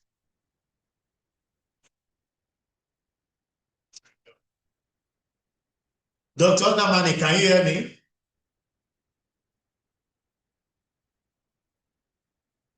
I can see you. Can you unmute yourself and speak, sir? Okay. If that is actually Dr. Namani cannot do justice to this, Mr. Deleke, can you assist with the response to that question, please? All right, thank you, Mr. Lucession. One, tax is based on a residency rule. So if those outsourced staff are in Port Harcourt, tax is supposed to be remitted to Rivers Internal Revenue. The one that in Abuja is tax is supposed to be remitted to FCTIRS. So my own advice would be to liaise with those two revenue authority, get them registered, and then fulfill the obligation. Then on the second question on the rent relief, yes, it's an evidence-based relief. Evidence of rent payment will be required. And for employers, it will be appropriate for the employers to collect those evidence of rent paid so that I can use it to substantiate the relief when there is tax audit. Also, even at the point of final returns, it's supposed to be a claim at that point. So the evidence of rent paid is important to assess that relief because it's not general, it's specific, and it's evidence-based. So they need that evidence. Thank you. Okay. Thank you very much, Mr. Deleke. I'll come back to Dr. Namani for another question, since that has actually been dealt with. Let me come to Dr. Dairo. We have two people asking this question, that we have different way of generating TIN. We have some from FRS, some from JTB, some from the State Internal Revenue Service. Somebody is asking which one will be recognized by the banks when we start operation next year. And the other one is, okay, I think that's just it. Dr. Dairo, please, your response on that. Hello? Yeah, go ahead and respond, sir. Yeah. Like I said, it's not a new number per se, but it's just the one that wants linkages so that we can bring out all our teaming taxpayers to global practice. With the new ID number, you can transact your business. With the old one, you don't need to change. All they needed to do is just to align it together with the current one from 1st January. And whatever you have, either the team or the JTB or the state, they are all applicable. It's just people making a lot of caricature out of nothing. Your ex-team and your present team, they are still allowed in the transaction of taxes nationwide. Thank you. Thank you very much. Let me come to Dr. Nnamani for this question. I believe you are back on the call. Somebody is asking that the new tax law states that the limited liability company is actually, they have 100 million threshold. What is it for the business name or enterprise, since limited liability is having 100 million? The other question I want to put across to you is which section gives absolute power to the Nigerian Tax Act, where there is conflict among all the tax acts that we have currently? Help us do justice to this question.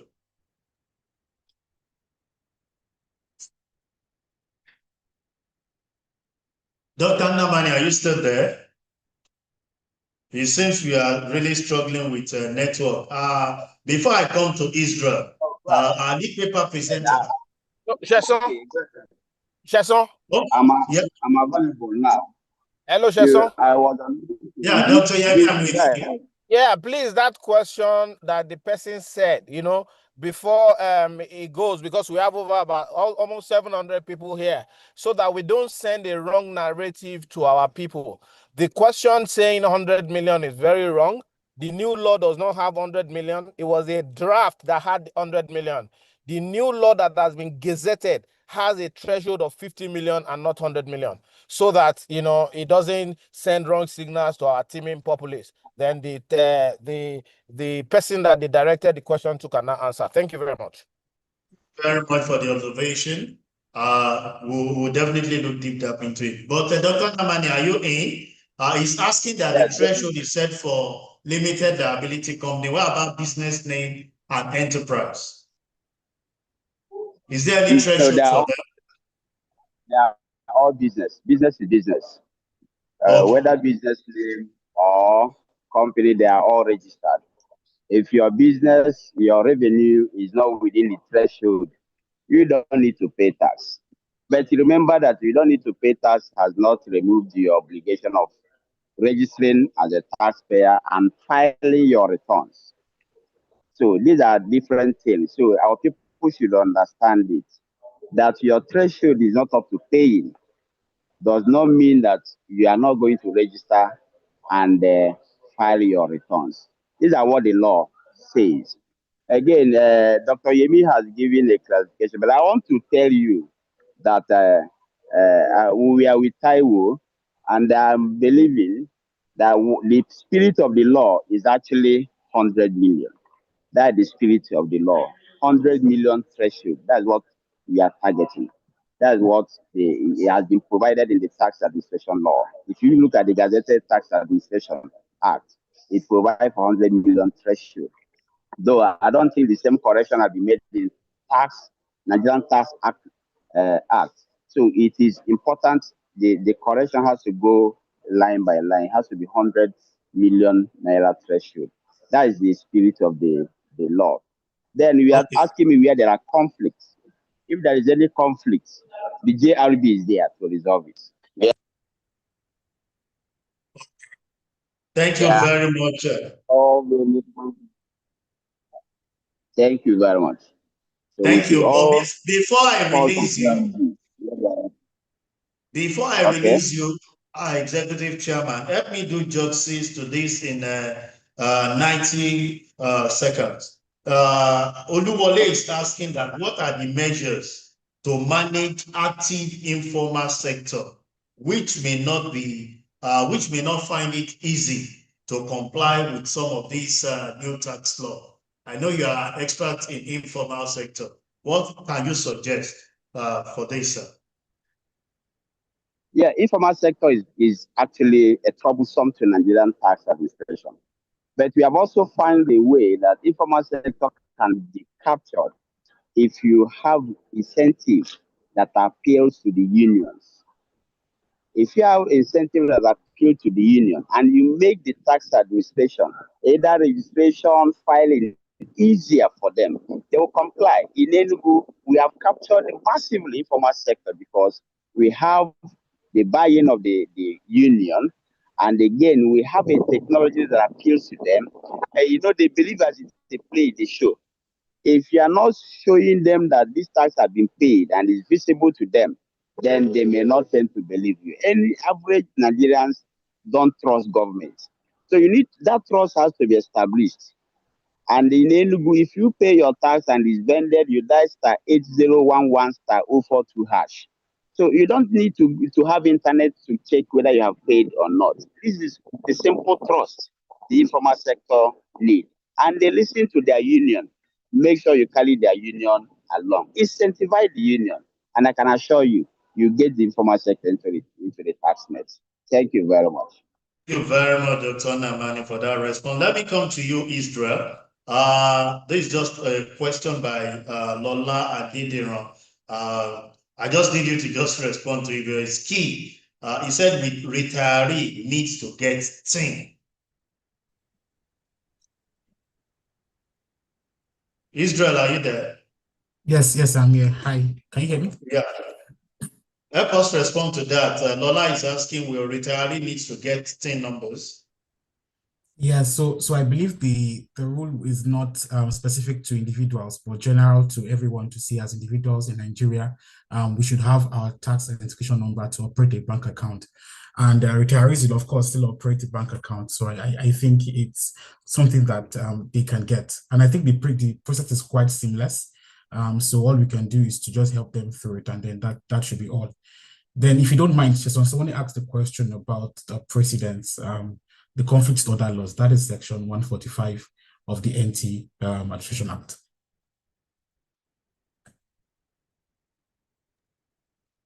I can't hear you.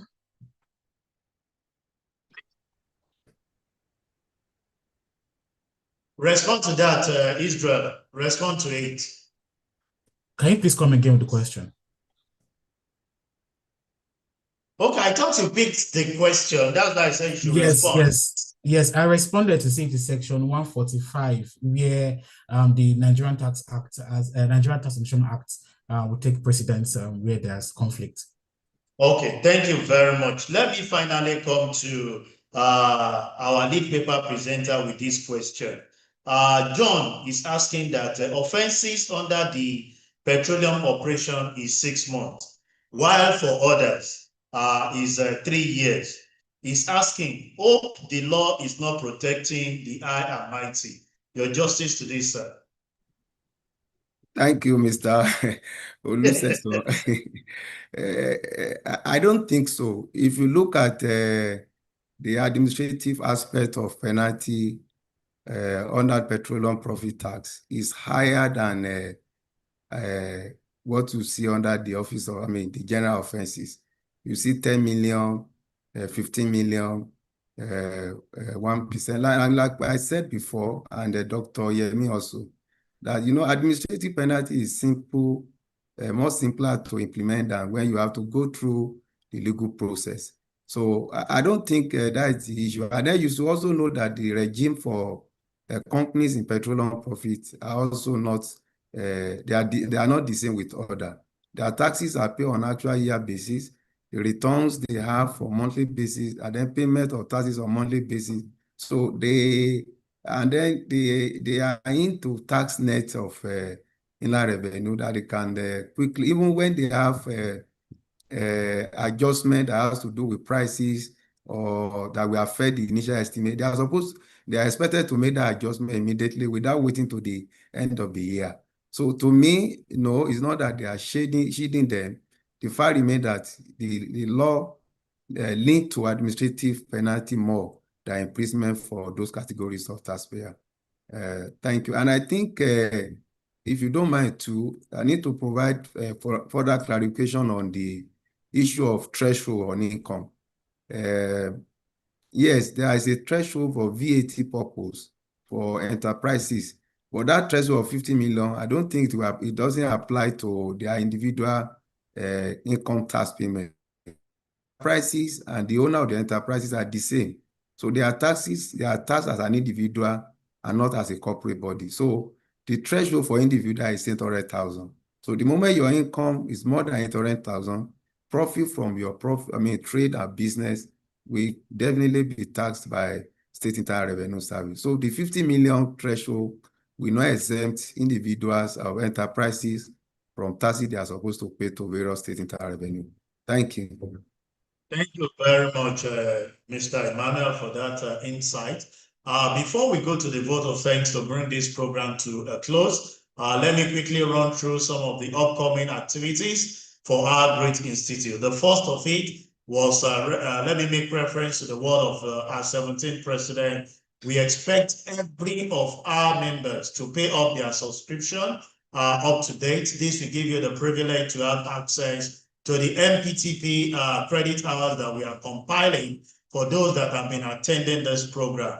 And let me say that for this first session of this webinar series, the final of it comes up next week, Thursday, by God's grace, and we expect that you all be prepared. Check out on all our social media handle to have access to the information regarding the final for this level. We are on the LinkedIn service, we are on the YouTube, we are on Instagram, we are on Facebook, we are on TikTok, and you can go to the YouTube channel where we normally ask questions from our participants in our monthly CITN taxation and yield and oath every first Thursday of the month. I want to emphasize that come October, we will be having the independent week edition of the CITN taxation and you come 2nd of October 2025. And I want to leave you in the gap. Just visit the social media handle. You will see our guests. I'm sure you won't want to miss out.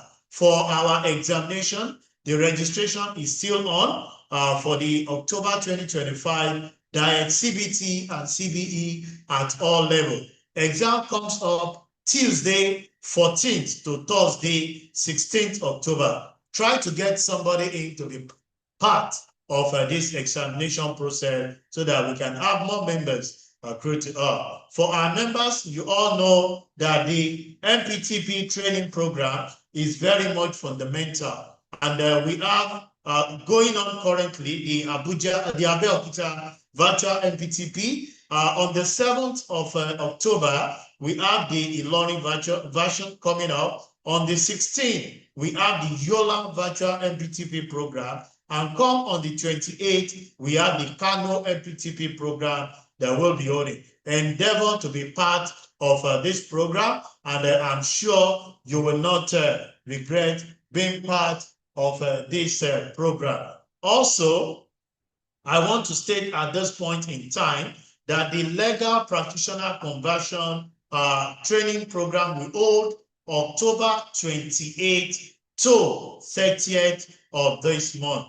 For those of us who have been carrying the title ACTI, opportunity is now open to you to be part of the FCTI class. So the fellowship conferment program comes up Saturday, November 22. So the portal is open for you to register and visit all our social media and to have access to the fee attached to it. But the program comes up Saturday, 22nd of November at the High Point Event Center here in the CBD Ikeja, Lagos. On the same day, we will be having our 2025 annual award and dinner night. It comes up 5 p.m. of the same day at the same venue. So we always consolidate this to celebrate our fellows that will definitely be conferred that particular day. The pre-induction orientation program for our new inductee comes up November 25th to 26th, and we encourage our members to actually draw more members by actually visiting our website, social media handle to have understanding and the fee that are attached to it. But the pre-orientation program comes up November 25th and 26th accordingly. The induction ceremony for these new members comes up on Thursday, 27th of November, which will be holding in Lagos. For more inquiry, reach out to Michael on 0803 071 8767 or Blessing or 0810 067 1536. I want to reiterate that we encourage you to visit our social media handle to have an up-to-date information on the happening of our great institute. But before I yield the floor to the Deputy Registrar for Vote of Thanks, let me quickly recognize the end of one of our erudite speaker, Mr. Donju Bola. I'm sure he had a word for us before we had a vote of thanks. Please, can you unmute Mr. Donju Bola so that I can pass his comments?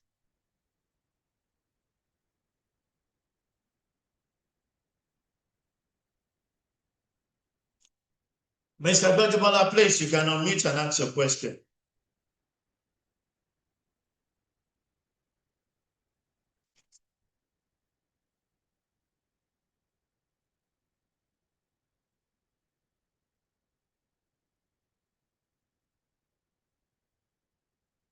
Okay, I think the hand is down. Yeah. Okay, go ahead, sir. Go ahead, sir. You seem to have been muted. Please Okay. unmute. Okay, go ahead. Thank you. Yeah, I think, can you hear me?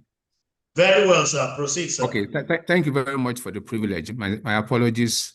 I just wanted to add to what Mr. Nnamani said about businesses, about threshold. There are two things here. Number one, tax law are based on what is actually written and not on spirits. So if the law says 100 million is the threshold, that is the threshold. If it says this is 50 million, that is the threshold. That's number one. Number two, when it comes to non-corporate bodies, they are taxed as individuals. In Nigeria, businesses that are not incorporated are transparent entities for tax purposes. So the individuals then who owns those businesses are going to be taxed in their names. And there's no threshold for an individual. What you have is that by the time you get to the tax tables, you see that the first 800,000 is taxed at 0 rate. And so that is the way it works. So there's no turnover threshold for individuals or unincorporated bodies. But you have threshold for incorporated entities. I just needed to make that clarification. Thank you. Thank you very much, Mr. Matthew Mojubola, the man I refer to as Prof himself. That's from the perspective of the administrator to put more clarity to that. On the final note, let me invite the Deputy Registrar of our great institute, Mr. Wahid Ganiu, as he gives us the vote of thanks, then we can bring this program to a close. Dr. Ganiu, you have the floor. Thank you very much. This is the 13th edition, and we are getting closer to the end. Distinguished chairman, our highly respected listener, our eminent discussants, our council members, past presidents, our colleagues, value partners, and all participants. On behalf of the Chartered Institute of Taxation of Nigeria, it is my honor to deliver this vote of thanks at the close of this 13th deep dive webinar on Nigeria's new tax law.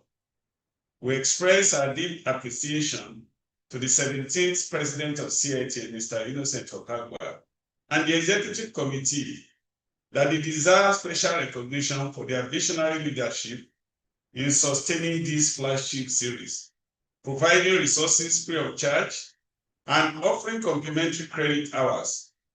We also acknowledge the valuable contributions of our past presidents whose sacrifices, wisdom, and legacies have laid the foundation for the Institute's progress.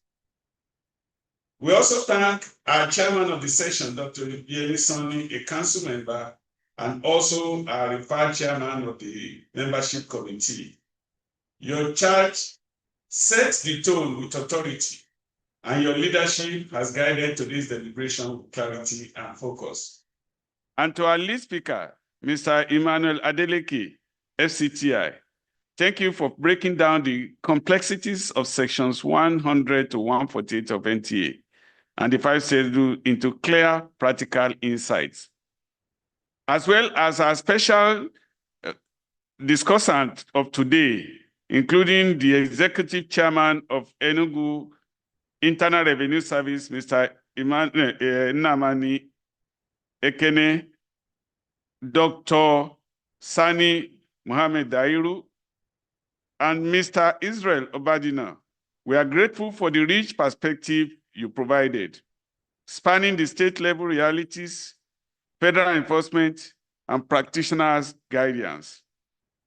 And to our valued partners and collaborators, the Federal Inland Revenue Service, the State Internal Revenue Services, the KPMG, Deloitte, PwC, EY, Ascension, Preston Bedabo, Ijewere & Co., and so many others numerous to mention.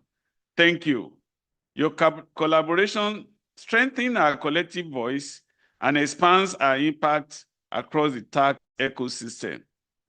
To our distinguished participants, thank you for joining, listening, and engaging so actively. Your questions and commitment keep this platform dynamic and relevant. We salute our secretarial staff under the able leadership of Mrs. Afolake Osho, our Registrar Chief Executive, and all our dedicated ICT team whose behind-the-scene work ensured a smooth, seamless experience for every participant, no matter where they join from. Additionally, we appreciate our moderator, MC Easy Olusesan Okunade, for your skillful handling of the session, ensuring a smooth and productive discussion. As we conclude, let us carry forward the key takeaway from today's theme: breaking the rules, paying the price, offenses, penalties, and enforcement realities under the Nigerian's new tax regime. The NTA clearly stipulates that compliance is mandatory, and non-compliance will be met with strict enforcement. As professionals, individuals, and institutions, our responsibility is to fortify our system, uphold ethical standards, and prepare for the new compliance era starting January. Finally, thank you very much, our chairman, the lead speaker, the discussant, and our council members. And as we go away, we will wait to see you next week, Thursday, when we'll be having the 14th and possibly the last in this series of the Deep Dive webinar. Thank you very much. Thank you very much, our Deputy Registrar, for that vote of thanks. And you've already joined us next week, Thursday, for another session. But before I cut the curtain for today, in 30 seconds, Chairman of Session, can we have you pass your comment?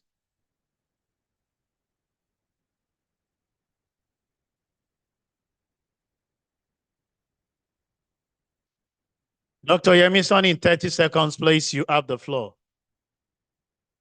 Okay, he has gone. He was actually, he said he has a message. But we've come to the end of it for this particular session. Join us next week, Thursday, and be on the lookout for our signature program. First Thursday of the month, the Independence Edition will come up that day on the second day of the month of October.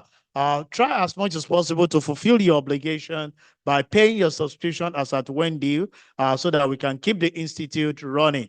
Make sure you visit any of our social media handle on LinkedIn, Instagram, Facebook, TikTok, YouTube, and also visit our website to get up-to-date information about activities of our institution. Until we come your way next week, Thursday, remain professional in all you do. I remain Olusegun Okwade, FCTI, popularly called MC Easy. Bye.